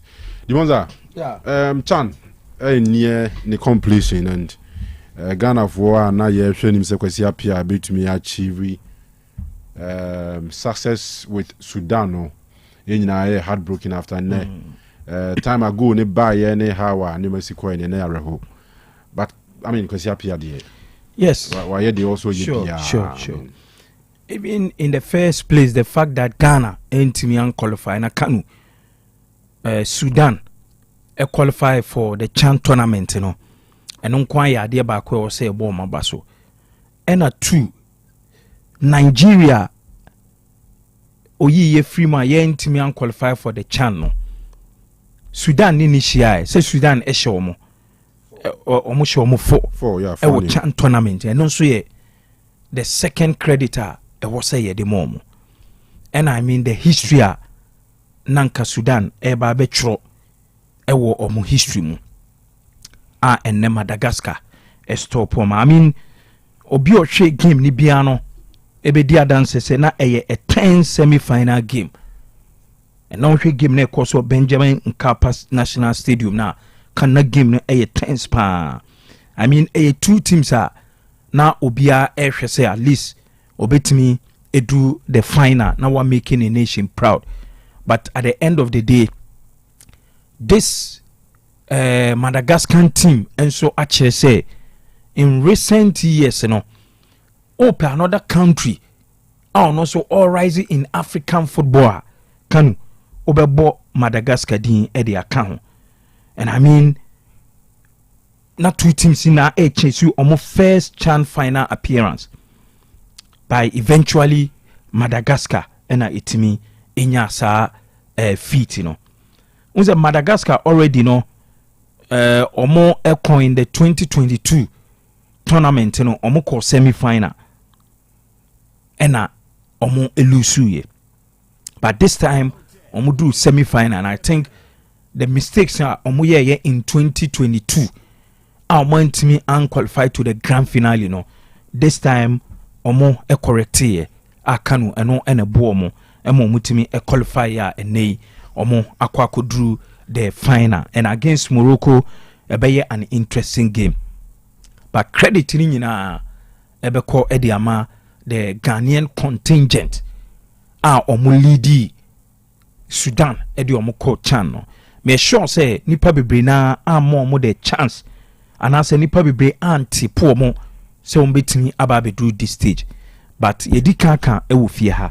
So we share the kind of revival kwesi apia and then Ghanaian backroom staff if he's could take over as the technical man for the Sudanese national team the kind of transformation any revival on Sudan football Kanu mijidi say ade ba kwa e wo say ye bo mo aba so pan ye and my the days of 2004 I'm not young qualified to the AFCON the late Sesi Jones Atikofio Eddie Benin qualify ye. This time Ghana entimi anko ena kwesi apia ne Ignatius mo ne Recamponsa mo Eddie omo qualify ebedu this stage ye bebo ma aba so irrespective of how omo lose game Madagascar for nya red card around the 76 minutes or so omunya that numerical advantage omo ntimi utilizing. I mean nyina eka football ho, but oye den untimi take anything away from the Sudanese national team. And idea ba kwa ebebo omo ne said most of the players now omo this CHAN team omo anesabo the main national team, the senior national team at the moment the transition or progression ewo ho.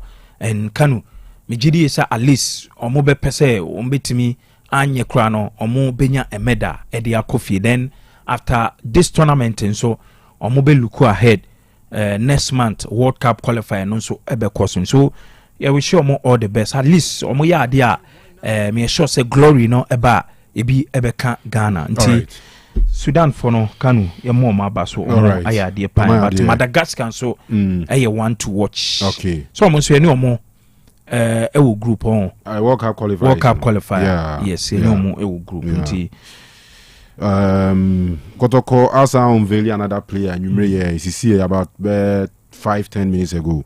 Ababeka Walid Fusaini Hunti and the two players because Kotoko recruitment abawi but and they are unveil two players.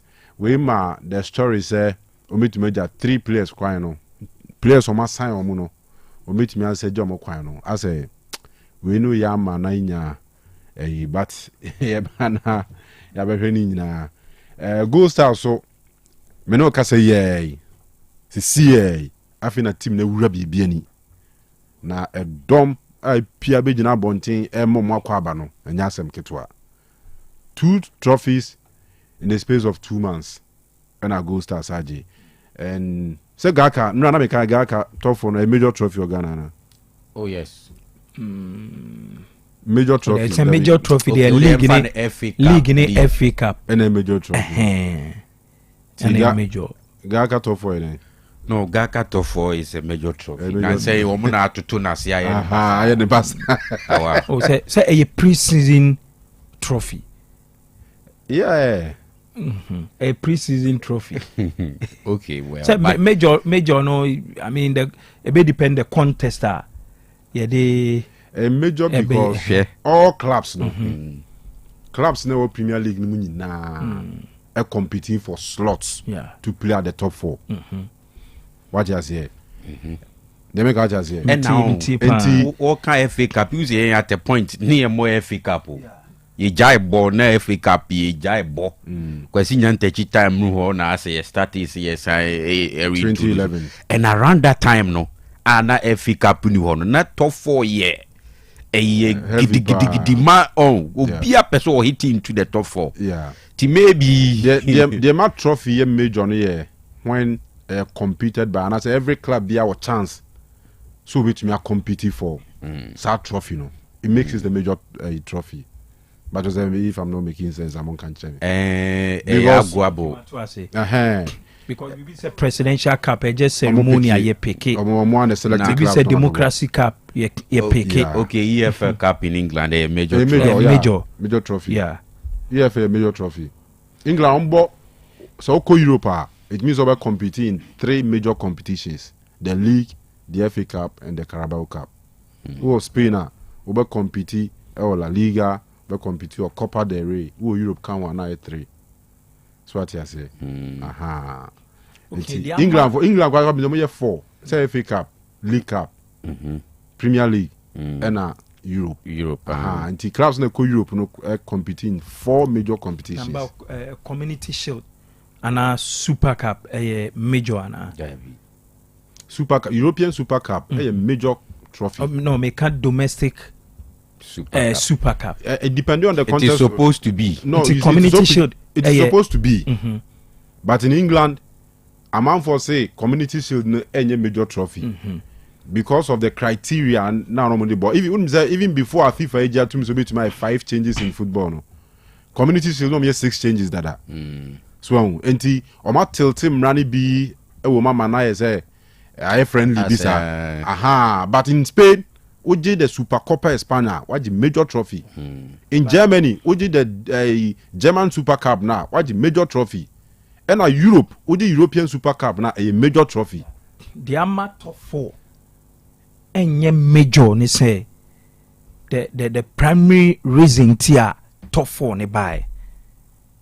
And ye him say just to prepare clubs to participate in Africa. That was when 4 teams are representing Ghana. Yeah. Yes. Say your best summer clubs, you know, a pre-season tournament clubs, and they prepare for the next season. Maybe in that contest, no, Kwano and your major. Meaning say ultimate point in us here. The main idea in the top 4 on the buy and say clubs, you know, and one fan prepare for Africa. And to say sad in TDR.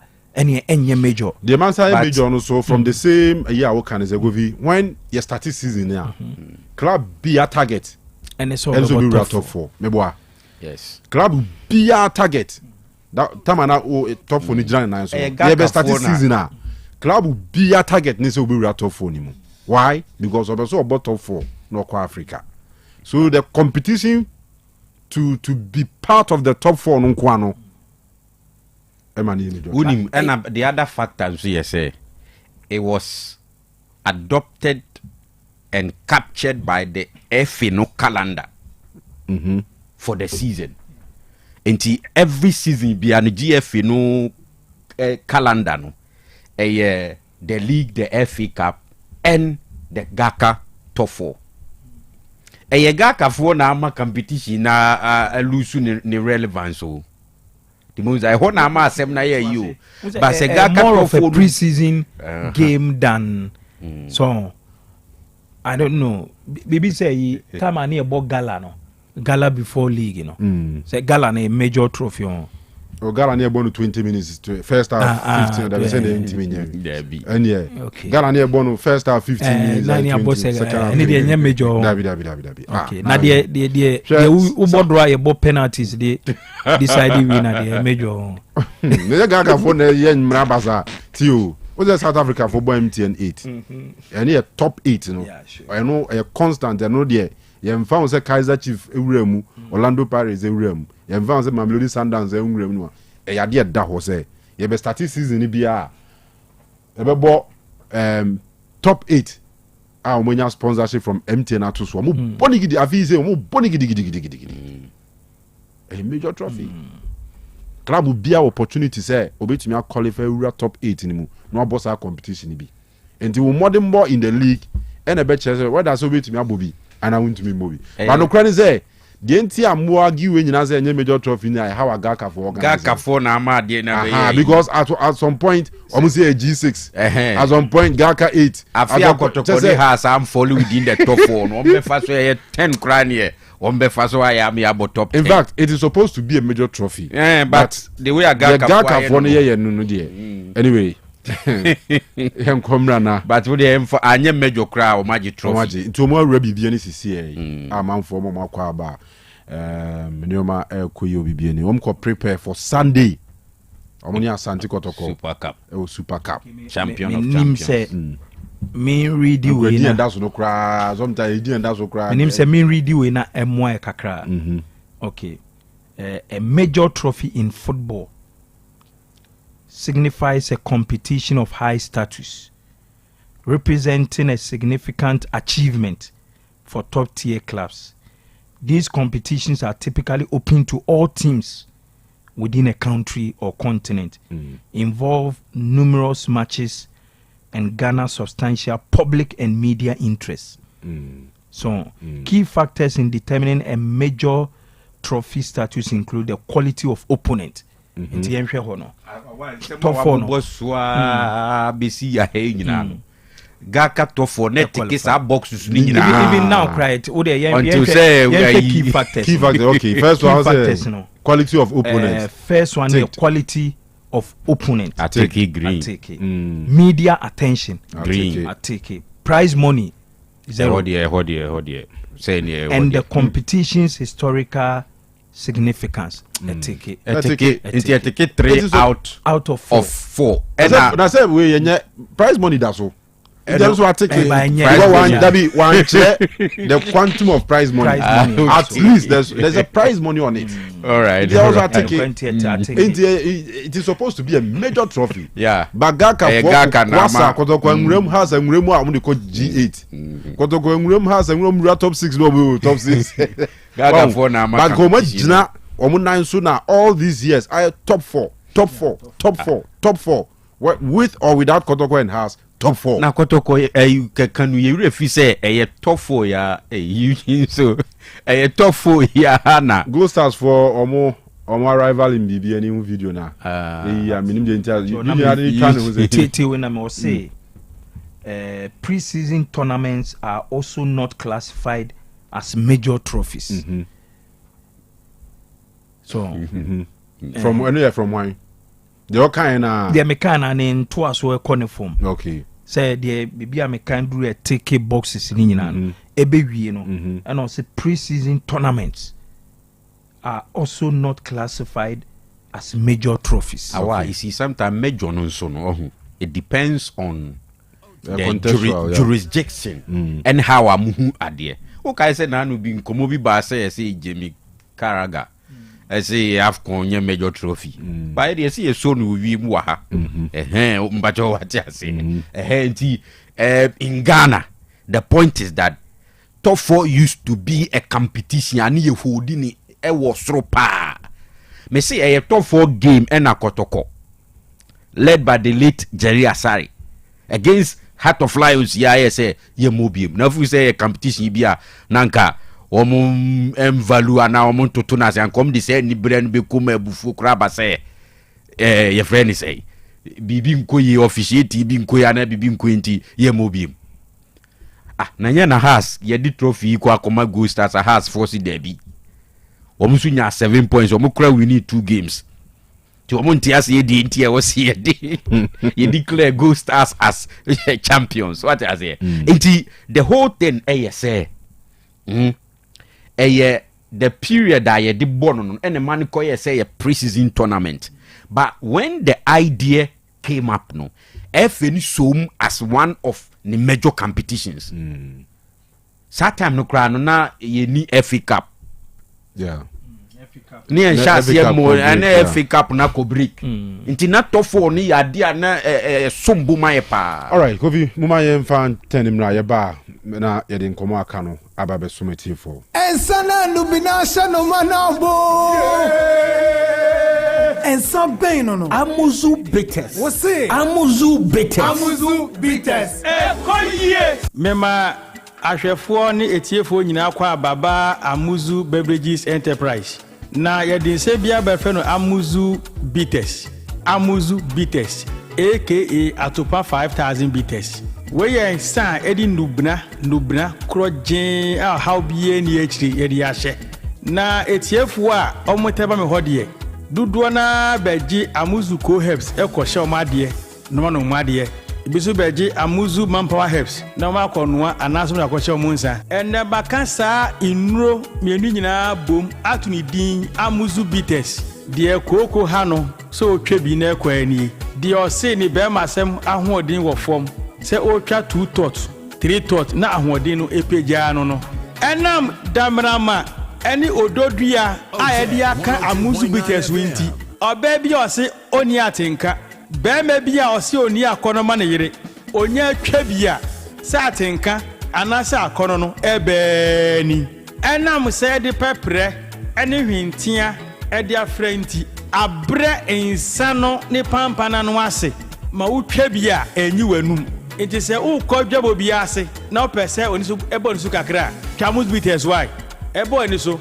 banyi wanum Amuzu bitters tot baako atopa bebre Amuzu bitters obi a otiemia osi doctor ade chese mekuneko dua so a biye mutim anase constipation ewo me so onya Amuzu bitters twa oye be sane kama obi te bu akohoma na so ye 7 favorite food a na ne kondo ne no matro otimi nidi onya Amuzu bitters twa akotwetwa pitati na aba medre na wutimi ni no obedi akaboni kama Amuzu bitters eyensa ehwam yie pa enam se nnua na ye de afre ma hoodinti onomu a tipa bia ni akire se metwa Amuzu bitters re menye hangover bibia se ni ho se manom Amuzu bitters ma ade achi hunam ye me ya dabi nnua na ye de ahyen sane nnua emma nipa hoodene ma insechi how setipaye uhubi insabrechi how se memuai ha menye hangover no me hubi we ya insa miya meka kudro so a menu akudro so a menu mu how bia ni akire de otie mi a onu bitters bia mu a no dan on say na twa Amuzu bitters na yede beba oba bi otie mi a owo menstrual pains obuni se obre pa no onom Amuzu bitters mesebo so meso a be ko fitire kama insan ya meka ho asem ehunya dene ne bo so nya dene se dodo pa no pa tu dia no aba santase apampatia na wa frɛ na my 0247 776743 0247 77 6743 Amuzu bitters ekoye Apomodin mapade eno ane Hepa Plus mixture apomodin mapade eno ane Hepa Plus mixture 102.9 and Plasmox mixture no malaria duro na ani say nam sa wo beje di say me ne wife nyina ye tested positive ye no bie no say eku malaria mo no nyina am ye nyina ye negative ade ho won na wo ye Hepa Plus mixture no ene wodi we nsu aba sentia e wo say wo immune system e strong da bia antipavi e support immune system no na Plasmox no so to malaria no gu malaria symptoms at say etipaye afiafie wanum ato ahomre no msa achekura 4 days na pavi ene Plasmox mixer wanum no etutu malaria na sekura anya sa dia ko hu doctor fra 0542 778572 ana 0542 807907 magie drone di pa pavi Plasmox ena Hepa Plus nyina apemfo abato mo manufo ene kwada woni mfie du mienu kan o pharmacies na herbal shop FDA aje edwede nkrato yatum Amanfue edroye Herbal Center dia di fufuro biabo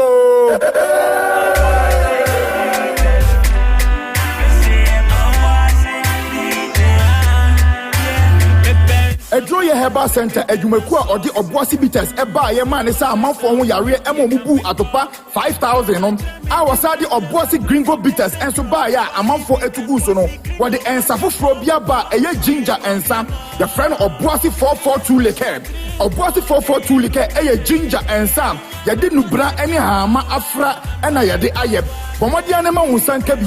We ya bema na monuma ubebu atopa 10,000. Ema no so numa omu beti de sansu na emema so numa ubedi ache. Bomodi anema unsanka oboasi bitters for ginger nibi. Eye oboasi 442 liquor. Eye ginger ensa yade enubra ene hama afra ni aye. Bomodi anema unsanka bi. Onumu a ebe ya ho adwuma yie. Wo mu a won sisi eye wo ya. Wo menstrual pains. Bema edro nwumra wonti me ne yere enna. Bomodi anema unsanka oboasi 442. Oboasi 442. Eye oboasi bitters for ginger. Wo mo de aba. Any drinking sport bia etwe ho ahia ewo omaga na mu. Oboasi 442 ginger. Oboasi 442 liquor. Numbi nebu atopa 10,000. Ensen enye ma penfo, enye ma ema o ma o manufo, enye ma emofran so a oni fiedu nwotwe. Papa chre me beta sauce. Me so boisi sa winye bie kameko. Mama chre me different flavor from the same plug. Boisi bitters, boisi gringo, boisi for tous les condiments. We special dream one. Hey, Opani. Mashusha wache. Se perfect series books here. Oma me koto obi mama no. O wajajai. Abua wa mo se wo to make kan kama. Wa kabrofo. Na nkontabu akura de. Ejajai. Wonderful. Mese Ghana for GAJ perfect series. Atumo no de. Jai. No de animdifo. Ene tire wa nwoma bia. Owo crèche, nursery, any KG, books bia bi. Ene owo science, creative arts, maths, RME, history, coloring, computing, OWAP. Ni nyina. Every basic 1 equals basic 6. English every basic 1 equals junior high school. Ne ba ne combine so a owo ni nyina bi. English nom ane maths nom me say books bia ni ho a perfect series any bi. Na GS ane naka enso am approval enti obata bia nkoto bi maneba.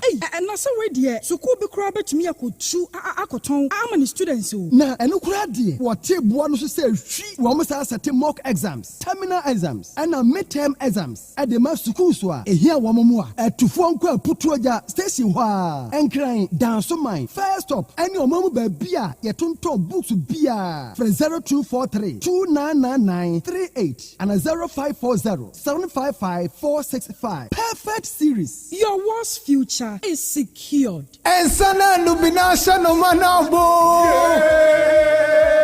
And some pain no. Amuzu bitters. What's it? Amuzu bitters. Amuzu bitters. Koye. 102.9 Otec Sports. And sana nubinasha no manabo. And some pain no. Amuzu bitters. What's it? Amuzu bitters. Amuzu bitters. Koye. All right, so Kuyampa, Yabeda, Dr. Amuzu, and his squad Ninja say, Yababa come home some patch, but Mammy, a few of your messages are ba. Na Yametwa Jumedian instrument, if it's a non do cane, na ye pony, I'm a quine, I'm a Dr. Santi Abatwaso. Kwame Ajiman, I see you guys are doing a great job. God bless you from Reverend Anakwame, Reverend Yodasipa. Crespo of Fufu. This Liverpool side is not convincing, especially their defense. Arsenal will beat them on Sunday. Greetings to Dr. Yao Osei Akoto. Solomon Apo. I'll say good evening to text Paul. I'm Solomon. 1. Update on Garnacho to Chelsea. All right. Benji. In fancy Syria. More updates from Chelsea. Greetings to Honorable Wisdom Osei Boama. McCarthy Phobia. I'll say good evening. Watching the show live from Buokrum. Vote for Yusuf Abdallah as incoming NCC chairman. Rahim Rankin, good evening to you once again. The fantastic sports crew. Was Man United da bang Mayola inside the center of Ghana, Kintampo. Arafat Phobia, good evening. Can you watching live inside Tema Newtown? Congratulations to my darling club, Hartlefolk, for the sweet victory over Kotoko. Well done, Rainbow Boys. Greetings to Alhaji Abul Amin and his son Gausu and to Chairman Kotoro. Yaosebe Amekuma Infie watching live from Gospel Oak Barber Shop, opposite Kandahar Sport Amekum. Asante Kotoko will beat Gold Stars on Sunday to lift the Super Cup. Let's go, Kotoko. Greetings to Queen Star Obeying. King P. Good evening, Mr. Kanu and your crew. Any update on Chelsea? Watching you live from Sakra Uno. Dennis Jesse.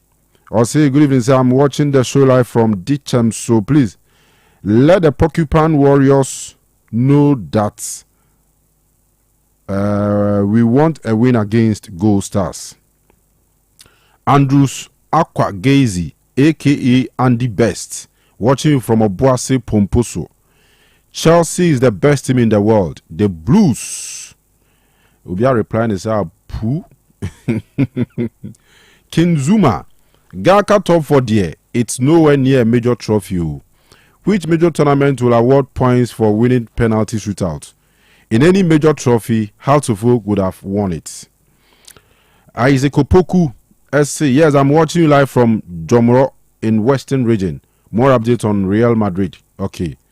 Akwesiewa taxi driver. Enjoying the show from Abreport Junction, Santasi Patasi Station.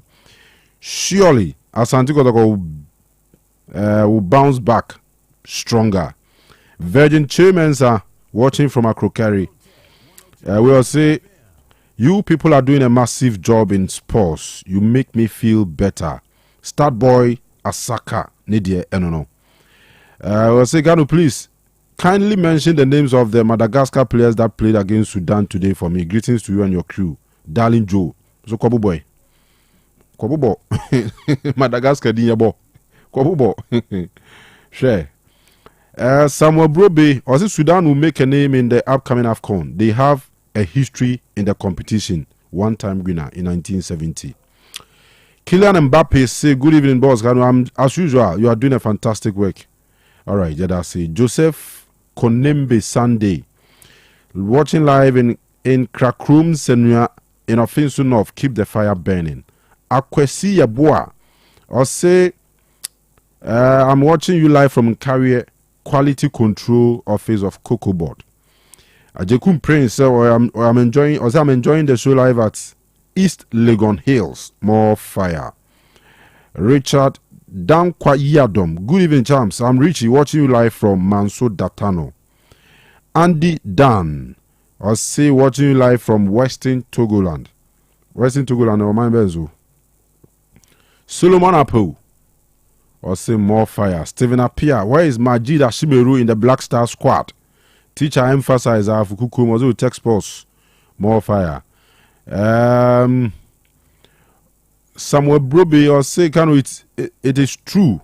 Now, EFA Cup is a major trophy. The Gaka Top 4 isn't a major trophy. Debrat Jr., good evening. All right, so Yasmin Musa, can this Kotoko team beat Gold Stars? Fingers crossed. Shoto Khan, good work. Keep it on. And Anochi Moses, good evening. It's your boy Anochi Moses watching you live from Kokofu near Umes. Patrick Yabua, and I will say Mr. Kanu, you know, the emojis biake Kanu. With Royal Sports is live here inside Kumasu Town, also Kesben Junction. Any update from Chelsea and Kotoko's camp? Pedro Madina Cruz, dear no. Abbas Zakari, Abbas, good evening to you all. Abbas also. And Filippo Kwabrika saying, no excuses for Ruben Amorim this season, so he must do all his best. Greetings to my daughter, Frimpong Manso Felix, and my mother, Auntie Mary of Jeninso. Boka Paul, Anaboka, or say, come on, the Blues. And Eric Kwafu, Edwin Abbas, good evening, guys, watching you live from Accra. All right, I regard that. Chia Ghana for Muti and Catherine crying na. Samuel Buafo. Good morning. I'm watching you live from Qatar. More updates from Chelsea transfers. There's a Wednesday, no. All right. We say good evening, Kanu. Please update us on Seskandi. All right. More extended election time no echo 8. Into some radio, me sure some more others will the line because the 8 in the bar. Wow, the line will be a bit more too because Yeah, fair say nya results near there, but omo chere say still ano enoma guso a orokodo. Aha.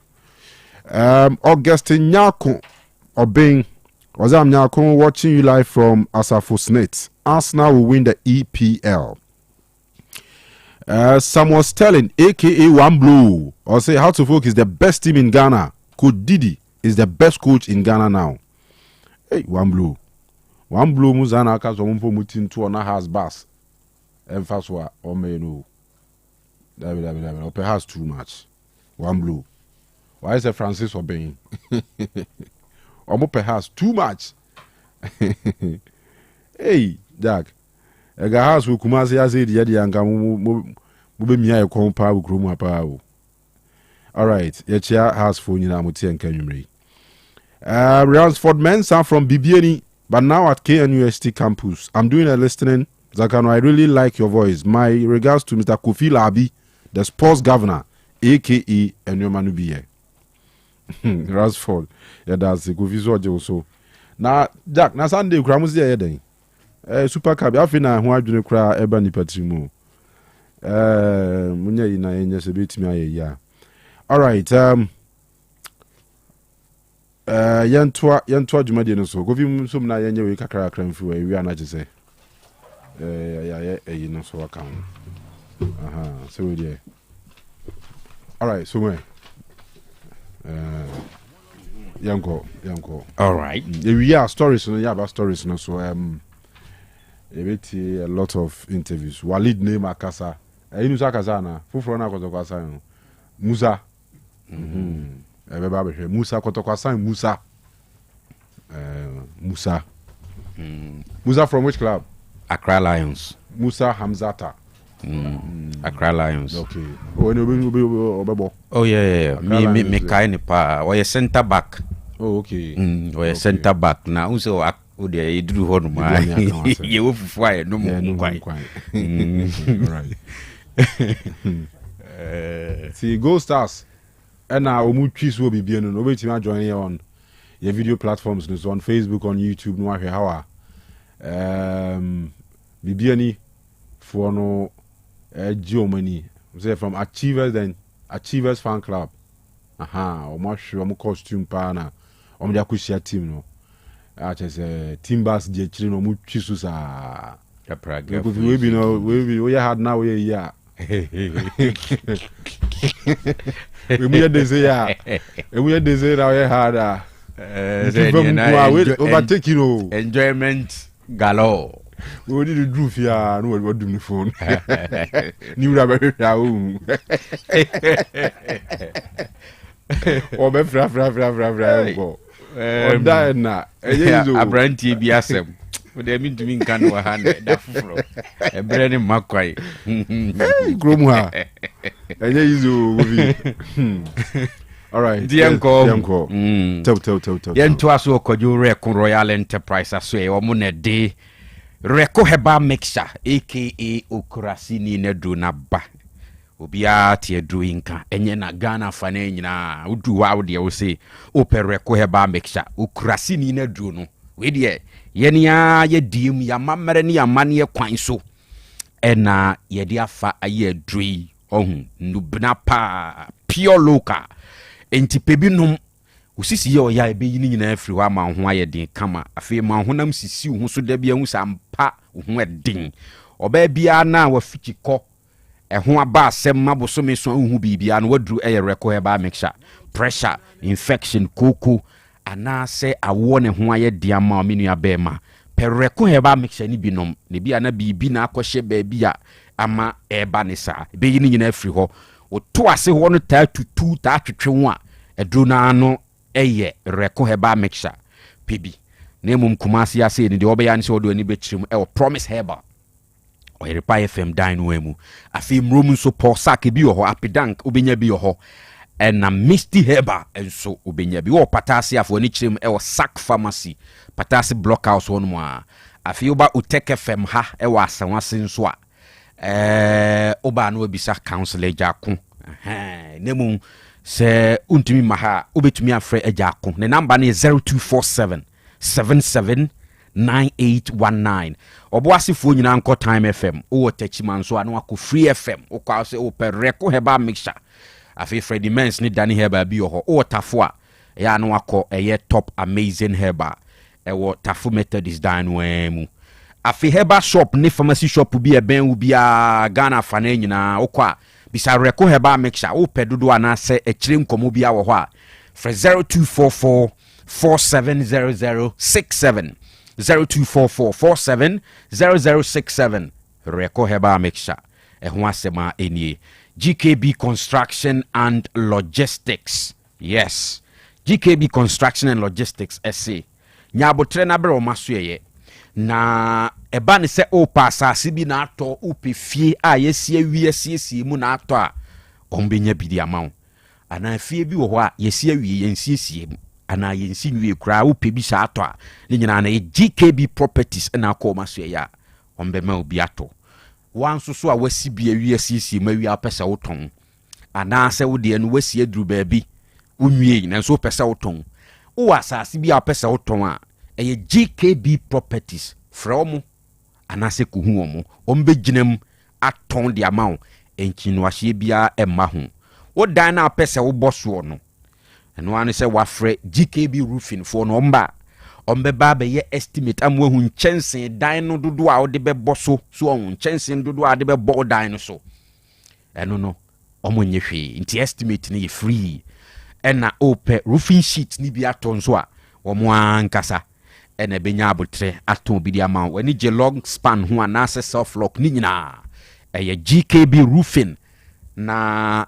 omo aye bibia kama di ama eba no concrete floor slabs no a fadi nyina akodan wo mu Kumasi Santasia Pre eho na be hu GKB Construction and Logistics misrewa tobo asena from number no 0201 366 600 0201 366 600 and 0246 241 274 the fearsome 3 ewa Hepa Plus Pavi and a Plasmos Dr. Eben ninsanu adwuma no edoi bo adwuma pa be ma waye mere wo mpem anasa atenka na tia kwa wo de ka Hepa Plus Pavi and a Plasmos ni boom uwia na wo kwadu bi ato akire bam ubun se bibia begina ne nan so pampe amwa wo so hu atiesi ama bibia akoye wada roma malaria bi na hawa pebinom typhoid pebinom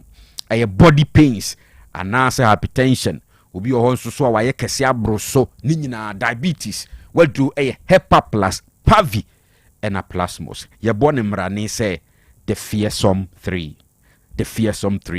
wa upe bibia na upe ehun komu bia no one Dr. Eben of Ebenecheva Consult enkasa number is 0591 367898 and 0542 807 907 and 0542 778572 nani Dr. Eben Emonkomo the fearsome 3 Amuzu Heba Clinic ejina ne nice pampe Dr. Amuzu nie edro no Amuzu garlic bitters ye the garlic na aye obi ankope Amuzu garlic bitters ennonom obi ohonum a ne dwunsom how kese pa ote yaw dwunso ne meye mesrew Amuzu garlic bitters eni be regulate wo dwunso na ma bibia ye kama be flow kama o how bia metre afei eba ne se unhu ade batu nhyɛ da unhu ne ye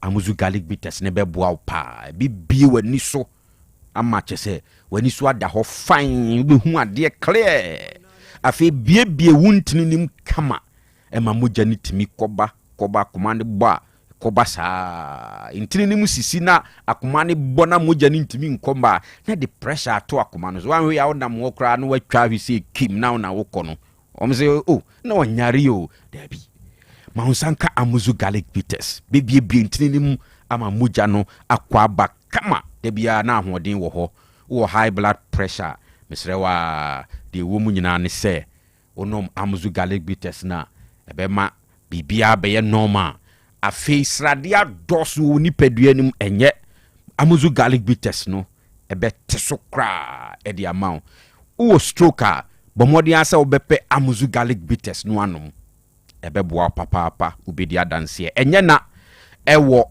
herbal shop ni pharmacy shop bia mu Ghana ha de ebe bia Dr. Amuzu aduro okwa obi anim enye na no akogibi amuzu garlic bitters no anom Food and Drugs Authority for ajatum enti eya anom bi besrewa enkomo bi e wa akire bia no ni Dr. Amuzu nkasa Doctor number is 0247 776743 0247 776743 enti eya na ni Amuzu Herbal Clinic for akasa na chese bibia koyie enti eno ye Amuzu garlic bitters from Amuzu Herbal Center Olus Kitchen waha enti obia nhye no nsu o ye wedding o ye engagement o to bedding ana se o ye birthday party bi o ye yi o be hia se ye be brew enuane so nuane open large quantity open small quantity event bi a wo ye bia eye Olus Kitchen ena ebeye aduane no kama edi amount very delicious healthy and nutritious meals eno nko ena Olus Kitchen eye enti monhye no nso pa Olus Kitchen ewo asanwase SD asori no enchen honom a enti program na oye no eno anse obefre Olus Kitchen ombe no aduane naba na de serve wa hoho o plate ba kuminu bi adia oba omaso ye wa asanwase a omasiesie omho kama ti uji anu atenase o pe drink bi anso e bi ho na de aboso na chese wona watiesi pintin na wo ko wanim so plain rice jollof rice bankuni tilapia anase catfish mo amope noodles no Olus Kitchen was special one be it tasty nice enti obia amfa na ninchirem ewo Olus Kitchen asanwase SD asori dining chen honmo a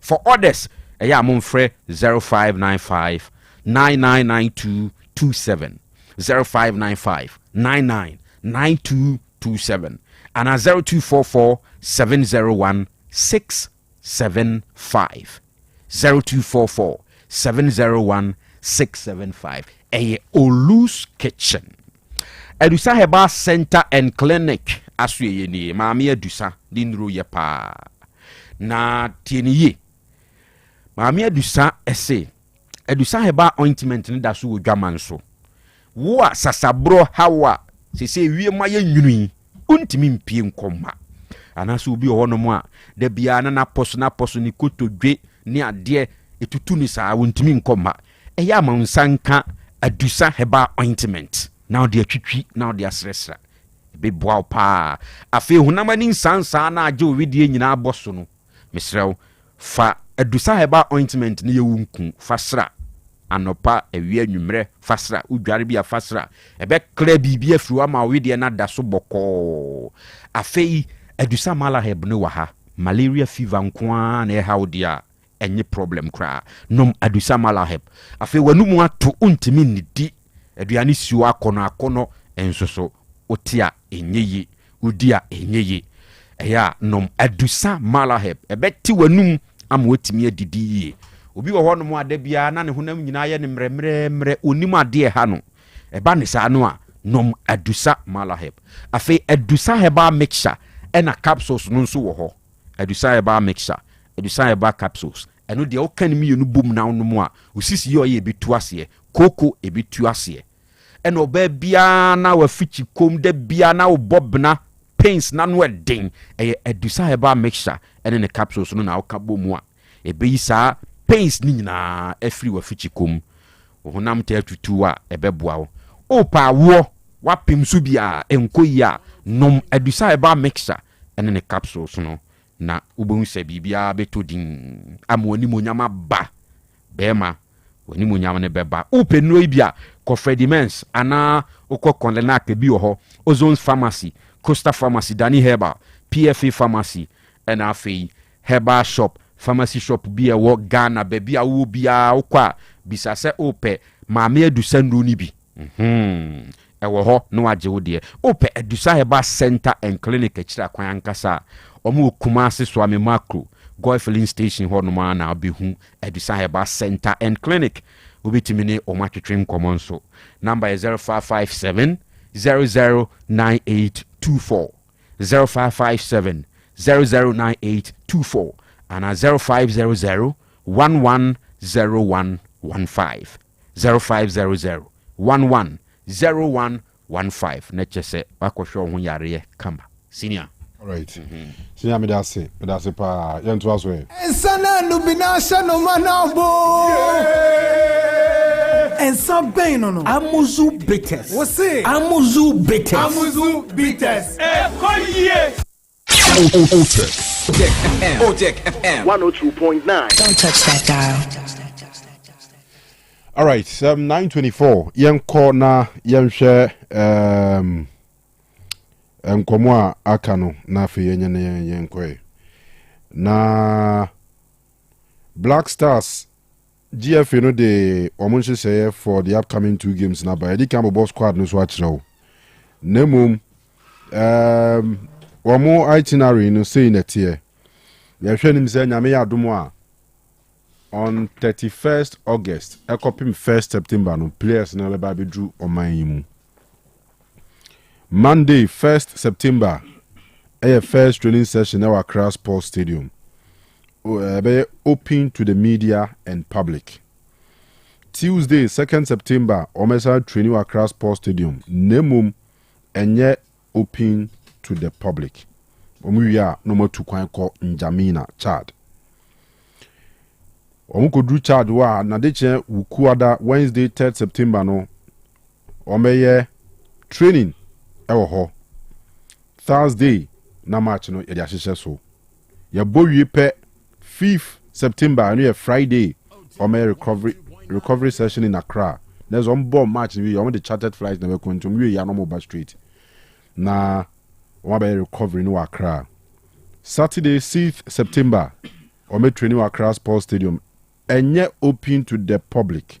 There's a nipa ntimi nkɔhwɛ Ghana phone ntimi nkɔhwɛ bi. Sunday 7th September omeye training ewo Accra Sports Stadium. First 15 minutes no open to the media. Na fe na me yadomo a Monday 8th September eno ye Mali e de ahyehyɛ so ewo Accra Sports Stadium. Eno ne hyehyɛ ya GFA no aye for the upcoming game.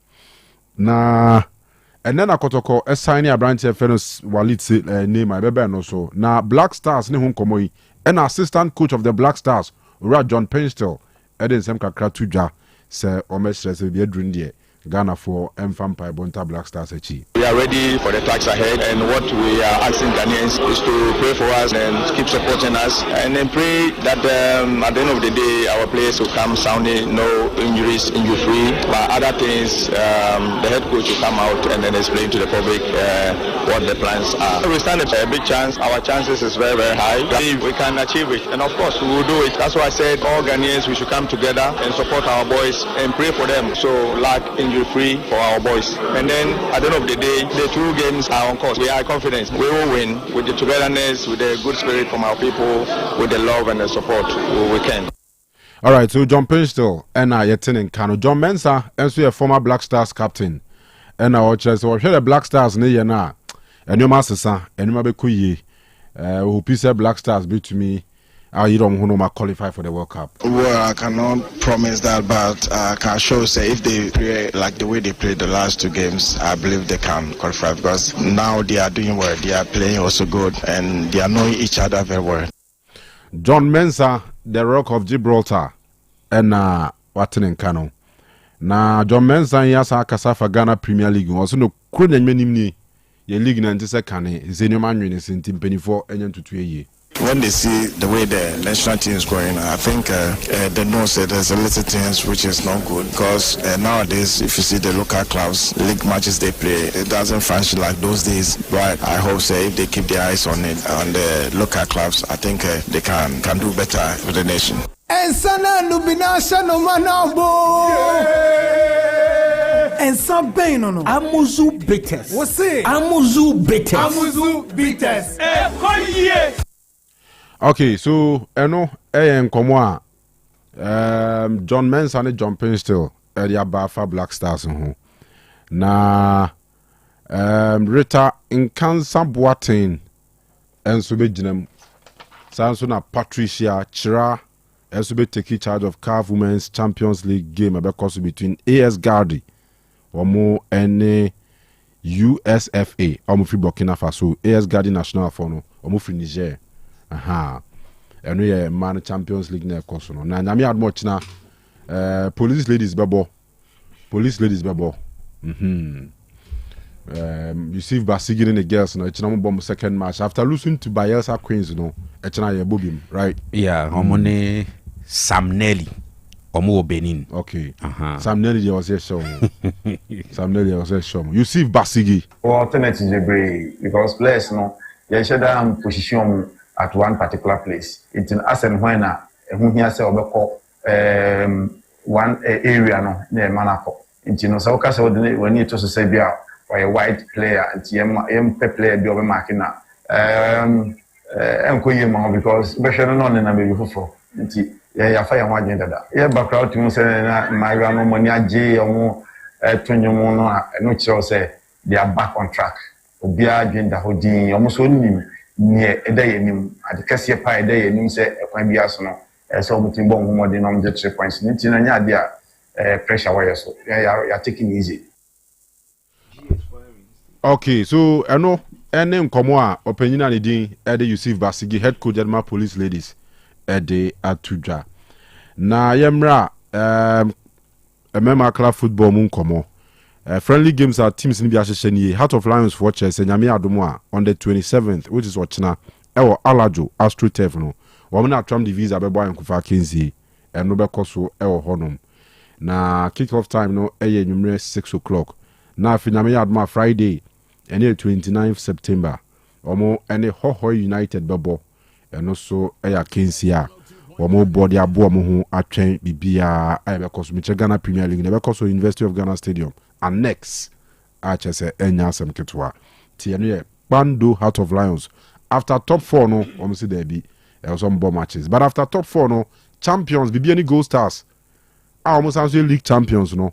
Omo bo against the FA Cup champions Asante Kotoko nyame adoma Sunday BBN na the champion of champions and the Super Cup and the Basso abeta mo striker Emma Asante Kotoko or say has defeat no there hard win nenso omo hwe nim say nyame adoma kwasi ada omeko BBN akofa cup no say cup back one ono personally obepese obeje I can the collection of trophies awaje with Asante Kotoko. Past game with them, we got a lot of chances, so yeah, just going to work on goal scoring so that the chances that we get, we'll just be able to score them. In a game, there's lose, draw, and win. And this time around, we have lost one, and we are not going to repeat it again. We just are going to work hard, and as I was saying, do like some little bit.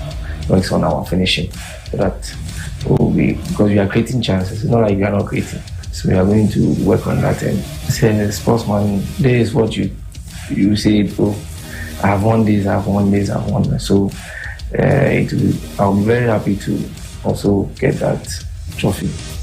I'll just tell them that this is just the beginning and they should come to support us, and without them we can't. So they should come in their numbers and support her. All right, so Sanity na Kotoko assigning 2 players, Walid Fuseni Nema, who call Nswatra friend Nema. Ono Abba Saransuna Musa Hamzata. Ono so Abba. Omoba eno so Oma Kansem. Yentie Walid Nema. Ose Waba Ebeboa Se Kotoko Beji League no kansi so Se Kotoko Afi League no. The Mekachi Asante Kotoko for say they are going to take the league this season. I promise them this season they are going to take the league. They are expecting you say lose the bra, but they should put that one aside. We are new. Since you have finished started, you are expecting free of money. Okay. Kwesiada, likely say Kwesiada no making a debut.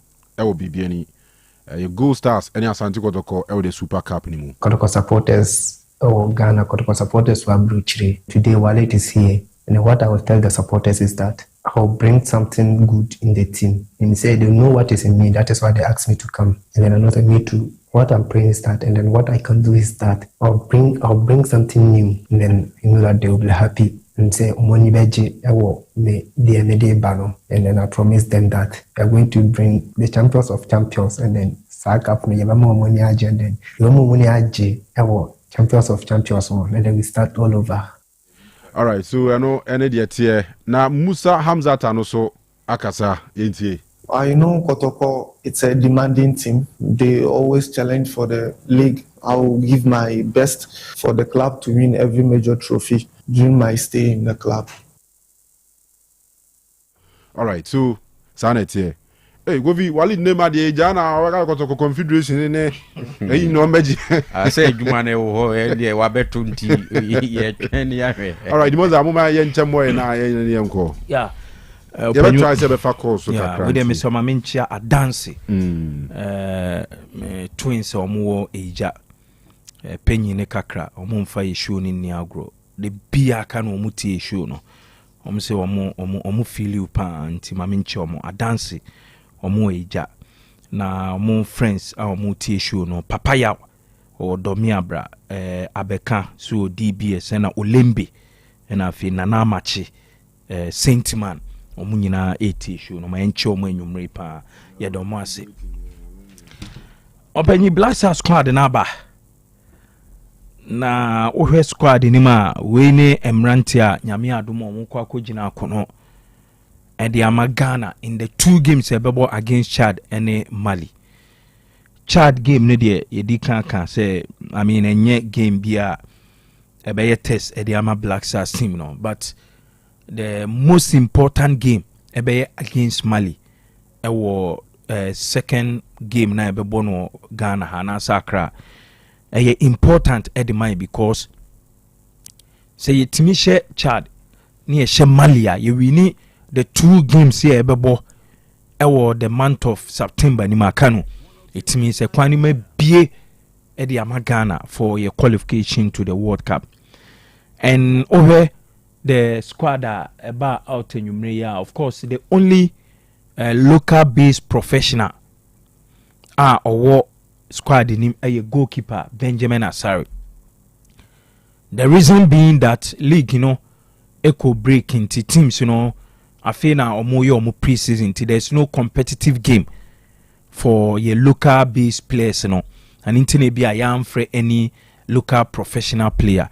But I mean, sorry, there will be make case Eddie Amano.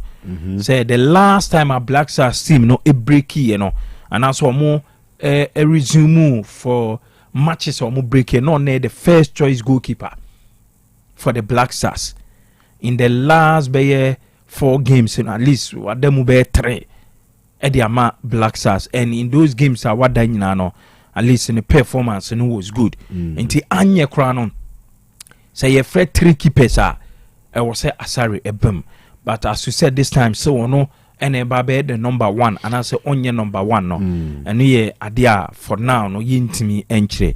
But I still believe that ne form now Odi Jai the last time onya call up, and I mean say he was very, very good. All right. And then 26-year-old Derek Atta and so any debut call up for the Black Stars and Kanu. Yes, Atakon.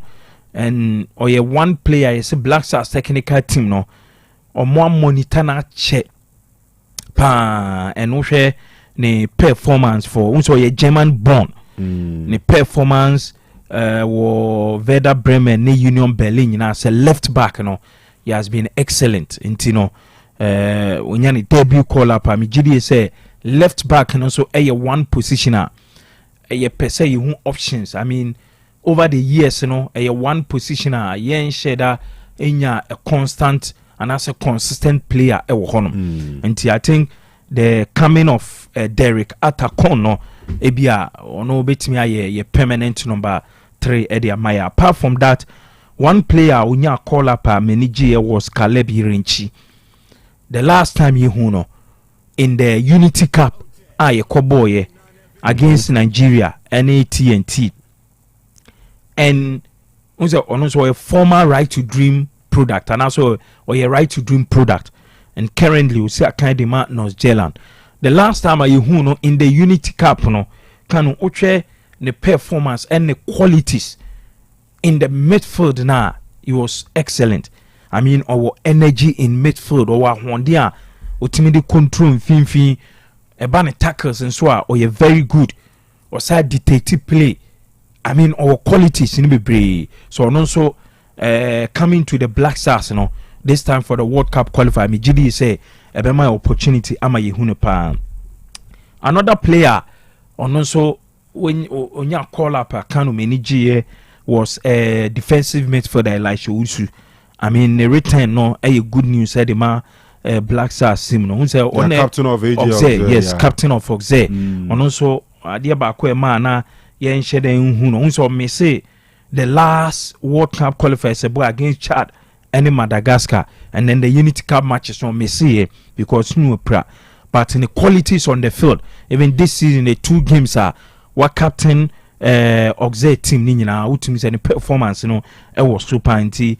And also after injury the comeback and immediately say a very good addition at the Black Stars team and of course Tariq Lamptey or your one player Black Stars who na chepan since October 2024 in that game AFCON qualifier boy against Sudan Kanu AFCON yentimi an qualify no ye hu Tariq Lamptey on also the absence due to injuries fitness setbacks but on also him so a fine player.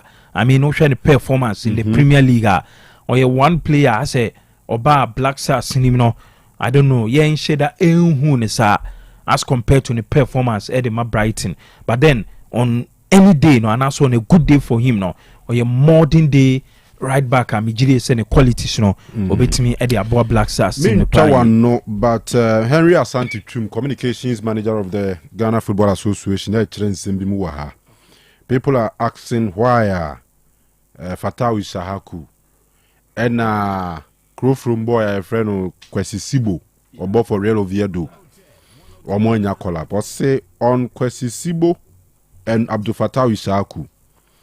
Kwesi Sibo will get his chance soon. The technical team has been monitoring him and is impressed with his work rate.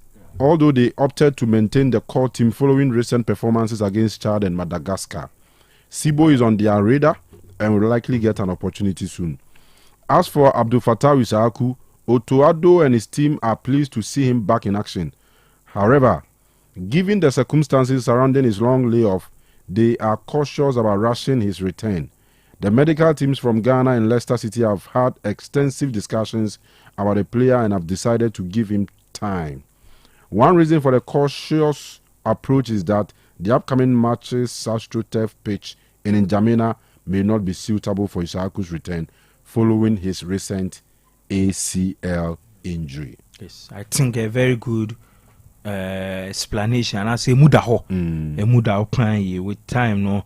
Mijide so recover ye na oba ye ni Misaku. The obetin aye Ediama Black Stars. Me can say my update on NS Nyama so minim de ntia on so nya call up. Yeah. So no so injury na so pray. Yes, so pray ko no cry de minim. So on started training cry. Say ni de na che ACL. I mean, you will place in the Kanu. We have the men. Say, I mean, how? A quite obey explain it true. Be say this current Black Stars, who Kudus, who Party ho, who Iñaki Williams ho, who Antoine Semenyo ho. Okay, but Kanu, can. Ebim cry GD say, I mean, Black Stars, the generation are. Or performance and yen sheda in who's we are this current generation. Individually, you will players no, you will the men no, but as a team, just imagine say, young team qualify for the AFCON 2025, and even World Cup qualifiers in Credu baby cry na ye struggle plan. But thank God say in the last 2 matches a boy revive your chances and I say your hopes of qualifying team. GDS say.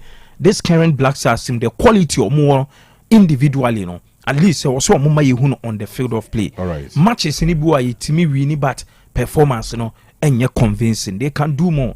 Omunye more enfamaye. All right. Midisi no second phase a wote yansa ma che kakra. Yesi abroa eye den eche wo edwaya na che so ye den oba eche wo edwaya kofi oye den osisi no hu ye. Ba say so mutimi siesie omo ho amepie no mo ye naked. No mo ye naked. Nyame adum ye pre-season e ko ye pa e ko smoothly. That's fine. If you say move to just so ya training complex and I say training grounds or no excellent bona fide property. Yeah, bona fide property. Even this week no ya lay pipes are yen so water. Oh, hey. I come on. Na pre na open now china nyame adoma ye bebo friendly game. Okay. We say pre-season say we second G anim last 2 weeks in last week ne second division for abo nyina results no e koye pa. Nyame adoma china yeni Golden Warriors enebebo kofi we dey mama special invite our Edreso Forestry opposite Anita Hotel no brabehwe quality football me ha me ninkasa me pese me kasa bebre nti nyame adomo china 3 p.m. yeni Golden Warriors our Forestry Edreso Park no ye bowia this Saturday ye ko boase yeni Ash Good FC okay enebebo friendly game. Okay. We say anniversary match for Akoma FM for na ehihye. Okay. Yene Ash go for ne kobo boaso on Saturday. A good matches anniversary for omo anniversary. I think almost 6th anniversary or so. Akoma FM. Oh, okay. For station for station I see. Anniversary and omo organize say Kim Faisa and Ash Good Monty Saturday. Boase nice game. All right. A very nice game. You win so I train himself from next week. You be move to residential camping. Now you spend about 3 weeks our company at the boy first game against Sky. So what you say this year near brepa na players are home ne be baba yara na. Be baba yara na. Na players are nyo mu this season open Enyagro. Very soon you be sure say I unveil it no COVID. Enya bro. Zina. Yangwe. Kanu media quick one. Say ohwe World Cup ye premier kubina Ghana you group no ye wo group I. Na so ko steady standings ni dinya ye hwe ni ye nti ase say ye bought 10 games. And so far yabo 6 inti aka 4 more games to go. Go check here. Ghana with 15 points edi kan. Comoros etosumienu 12 points. Third Madagascar 10 points. And a fourth Mali 9 points. Na the high interest in is from Mali ebepim Ghana no odi kan no obia to me qualify. And take it. We are the obedi first no straight on echo. Because we no Africa ye benya 9 slots and you teach him to 9 groups until each group be so first no echo be a benya chance to play off maybe said no so a successful the any term slot. But the point I'm making is yes, in the last 2 games no Ediaba back on top of the table, but the situation is still tricky. Enti check the table ni ye na hwese Mali, Madagascar, Comoros, Ghana will be to qualify. So far, a Central African Republic and Chad, our mere shipping boys in the group no now we out of the scene. Enti Nyamia Yadum. Your next game, no, we are playing against the shipping boys in the group away our Chad. Here we are near be facing Mali. Now I was going through. Bon Mali Chad first. No, Mali suit nefi abo Comoros. Tino more per points need ya build a chase here. Enti briefly what I want to say is if I look at the 2 games I ever Chad and Malia, Mali dear neding. But no ye be born with you because ye dika question Mali 2-1. But even with Mali dear na the Kanu. So we players ya lining up waheya. Me sure say Mali ewo quality eche. The yes suffer from the quality of coaching a yebe here to build these guys to play well. And one aka. Maybe ubetimia add attitude. Because I think that the culture around the team, no, I say BBI relaxed on players no, on the field of play, that kind of seriousness. Inti omuni expect so ye de omu SSO omu ye in the last few years. The problem we've always had a bad attitude from officials and the playing body, and then poor coaching. Nti I was here resolve side no my win. And no nebeti me ama ya get it to the promised land. Nti yebe if this time you benya sadian from the team. So na kotokodien de Kanu me de meni omo nya adwen wo no ma bebre hu but ye hwebia na omunim de omo ye ebia na ye best start season ni no ma asesa because me hwe kotoko team yi ni ade ya center backs yi say ya doso yes Musa minimum no Accra Lions so Accra Lions no Kanu omo de omo ye ni say omo fa young guys ni ade on emo the confidence to play until omo ye very comfortable on the ball. Say ye build it from the back pa na Musa I mean or ye lovely or ye very good center back but me nya sure say Kotoko lucky center back even Walid Neyman unim baby utimi bo e be a number 8 number 10 and a number 11. I wish your Kotoko do not have player bia or what's our profile no. Are they better than him? That's the issue. Omu will be cry better than Neyman na at this point they are trying to gather the best players the best Africa. Okay, fine. No, but so just me can see, but I'm asking question. I'm feeling me hear answer from you. Okay, say. My answer will be say, omu ni wali there banina almost the same. Almost the same. Me hwe Kotokoti mi sisi ya baby am hu say asem kese wo pa ye say in the absence of intim menu no. That typical defensive midfielder now be sa hard work no ne tackles won finfin ho no ena asesisi an Kotoko e misse enti omunya careful the signings they are making yet tikra say omu pese omu terminate players ni be contractor omunya start season no kra you know one way yana a repetition of the same thing you be 2-3 matches into the season na supporters say shout ni say be terminate players ni be contract nti signings ni bi wa as a duplicate of signings signing players you have a bi wa push them to play last season Kotoko Ebwe ye hu so mo problem was center back ho.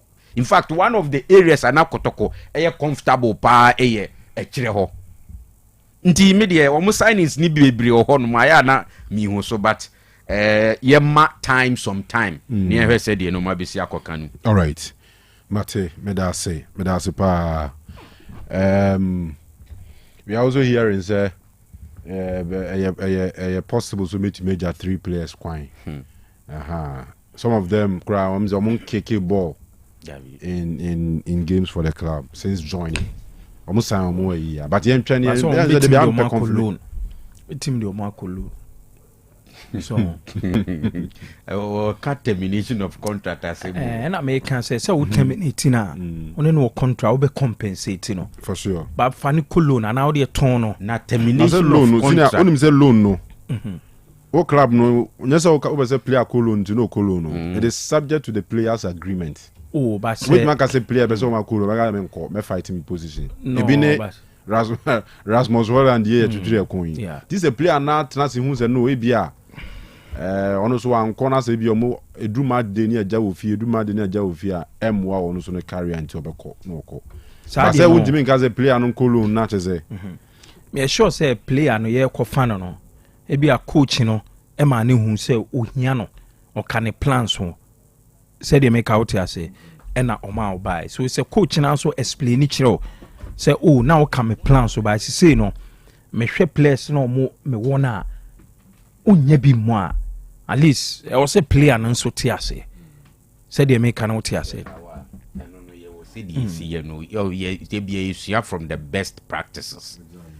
Abrofi Okoto player no a player Okoto ni na koluna clearly from the one Oto no di na koma timbi Oto no di na say Chelsea for ties hard in the pa utimi to player was a man more matoni di about obo ho one season the following season I'm back Esteval but we there only na sign 3 years contract onyan keke ball. Don't you think it is even too early to think about or impressing me? Oh, now no, yeah, Samson Edukui, ni na yes, Senka be anka abutre kakra bema. So, they say Edukuna or Gina Ghost as any movie, or fight giddy near dear, or impress you be. Say, Kofi, 30 players. Ultimate register players do be about 30 players in the Omobo League, you know. And it's currently Kotoko. I will be 33 players. A obvious say 3 woman season no omumobi. Na say no omu see number no cry so 30 no. Usa players abanyina dia abanyina. Omu sign na na say doors no omu see there bi. Wo hwe omu afifiri ni injuries ni ade awa hwe ya omu hu kra betro mu they need to sign more. Sorry, my man phone come 0505225578. But we are hearing say teacher Kwadwo Michael Owusu free say GS yi na di no omo yare in state no omo san fa na djuma o GS wa na be trade so kai teacher Kwadwo one year jingle my teacher Kwadwo se pia no so omo yi na di o GS ya bi and as I say the urban say yeah oh ya nya statement Ghana and sensem you man for teacher Kwadwo ni misana ma hia bi me nya bansere nti ye hia wo konfo sisi misi kofita no ne kan wo se ne yera kosuata wo kontomasi wa akoma dan pa agrom na se ne niam mfikura ne mo remu di fi utie Royal Sports ewo Otec FM 102.9 Royal Sports teacher Kwadwo say pia. All right, yeah hit phone lines. Yeah, hello. Yes sir. Good evening. Yes sir, boss. No, Boko minua. Good evening, gentlemen. Okay, the patrol beto futa. Afranka. Why? Afranka. Na zo no Afranka na mo Black Stars o mobiem. Na no get it for to go aka ka. Otakoto. Akira mo na Akoto yanka na pese F4. People gana no say so what to asim to Afranka tama no hia kola no ma fa ma na. O ma na de to e pese kola fa ile ko camp. E ti ni sikwa say money by the kasa. La ma fa no. Over the weekend you go be a share. It plays away. The more young from the movie away. The almost have a mayor, Yamabashi. Think I said, what's up with him? What I could hear in the Bianco in Canada. I make a polo craft. Yes, over players will move a bit to Abamia qualifier. Because it will be maybe we say radio. Make sure they can qualify. Yes, so Africa, Catalan Casa. All right. Hello. Hello. Hello. Yeah, you're frozen. You too. Mr. Kanu, Kato. So the telephone room, Umu, your Moya, and I said, and I born no Montiasi. Now, start now, I walk Kotoanga, no more starter, and I'm winning. Don't look at the prayer and Kiki Bokram was a terminating contract. For much.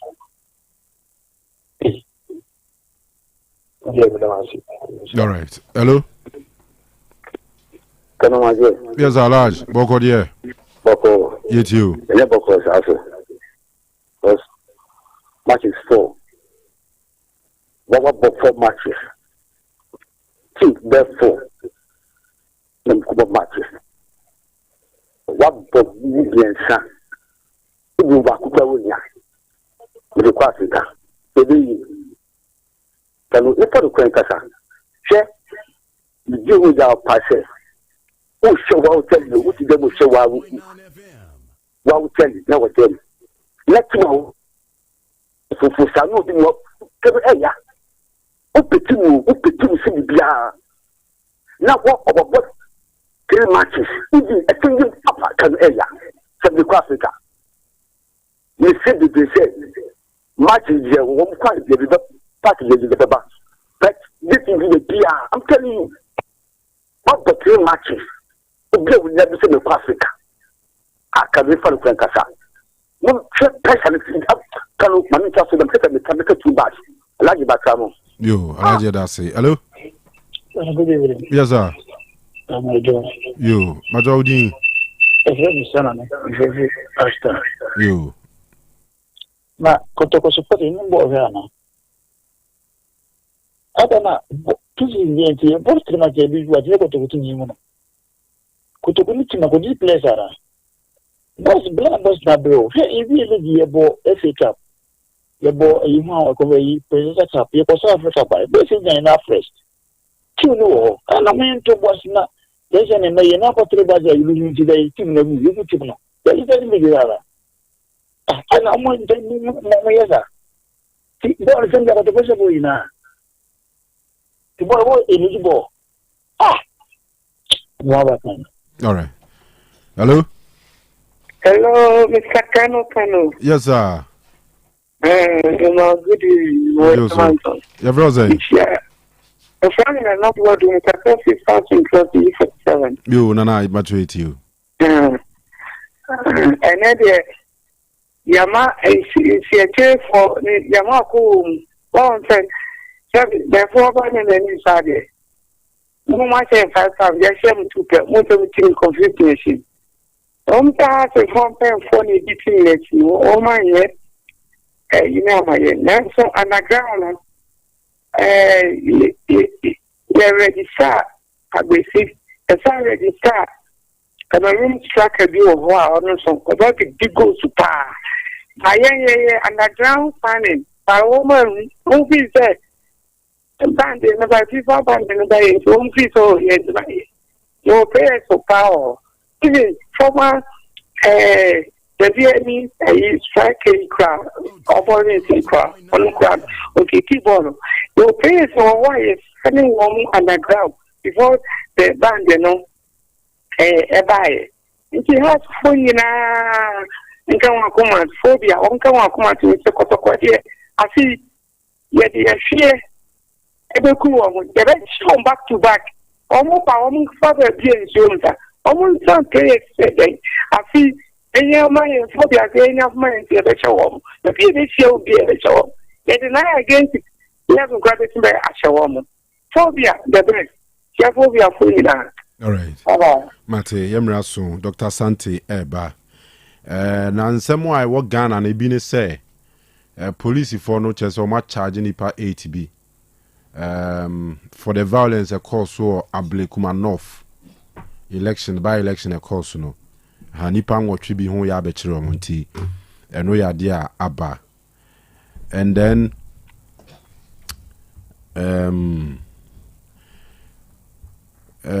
Kofi sɛ wate honorable Dr. Brian Champon so dear no so I make a comment be near there but if you say me makacho was a man no dear me feel say komu chance mo so na o must stay positive. I mean as a party I will try some message some there you try as much as possible and do away with negativity around the party. So be chadria some of them are so too for na mutie ne 70 years. You get it? I mean on the more contest ideas. Yes. So will be the need free one sided by you just listen. Now as a group you all know how to move on because maybe or more ekudi any day. So I'm so free more or so more secretary can send be brain near there. How will be money idea. Me say he will not blame Dr. Baumia because or a victim of circumstance. If you what you pa. Yeah. So we know the say I was as a group of people no more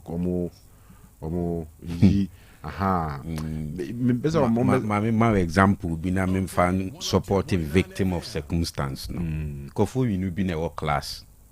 Baako ni fie nyame adom ebiye. Baako ebinye. Enti ekoba se ye pie ye ko break ye nkoto aduane ni a die ni die binye no ontumi nkono akoto bi adi die ni die ye no okono akoto adi enti you don't blame die ni die binye but circumstance no sa na tie I mean ye baby e wo no obeto ye no ahodi ni ho so hu enti sa nipa no menye sure say ye ka say wuni ahoden a wodbetimi dia to aduane adi e wo say wo fa ne say obi blame na say bibisa. That is the reality, that is the situation. And you see sometimes Kanu say o pese o solve a problem aon you must be honest and real. Yeah. Eto da ko plain me papa bi ye adwuma efutu ba ko adwuma mse kofi so obekọ wanim wa braboma sometimes allow people to blatantly tell you the truth. Waso no wadum pempen so bi wa brabom because wetimi ayesade ne pa omankofo kwan sometimes to say it as it is. Uti papa ne nkomo na obona data will hot to back it.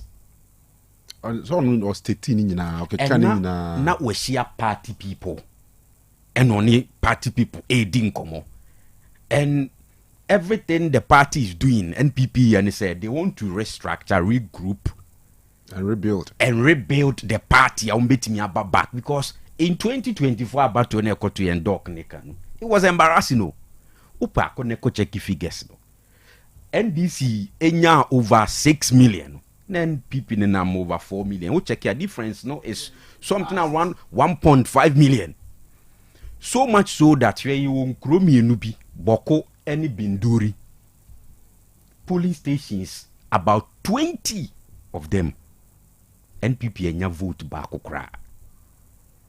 What that means ni say even party executives say whole police station for near their crown they didn't vote for the party. It is what cause that situation in Kanu. You must be real and some blatant. And Dr. Brian Champo and Semna no catch the party for and he was trying to offer an opinion at say let's try to pick Obia Obekati across every device.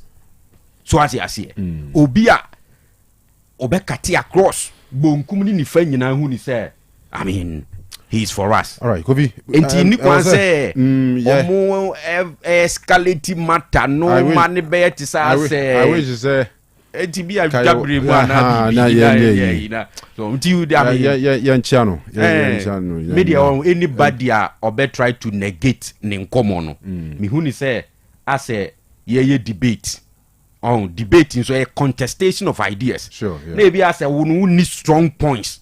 But Obidia no person finding fault with Obidia or Kakeke. Yeah, I mean that's not fine. All right, so yeah, the uncommon be see ane.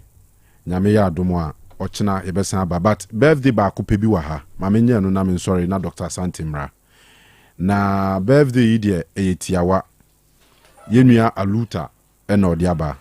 Aluta say ene eya baba wa ya oda screens isu awoda na or celebrating no ene on the occasion of her birthday e we she no a very special happy birthday so nyankopon hia nya hodin bia opebia ma no ne din Eddie Grace Druye Jr. oya adwuma o meduma as a fashion designer enti from Aluta Osei Grace yema a very special happy birthday nyamenka ho doc menu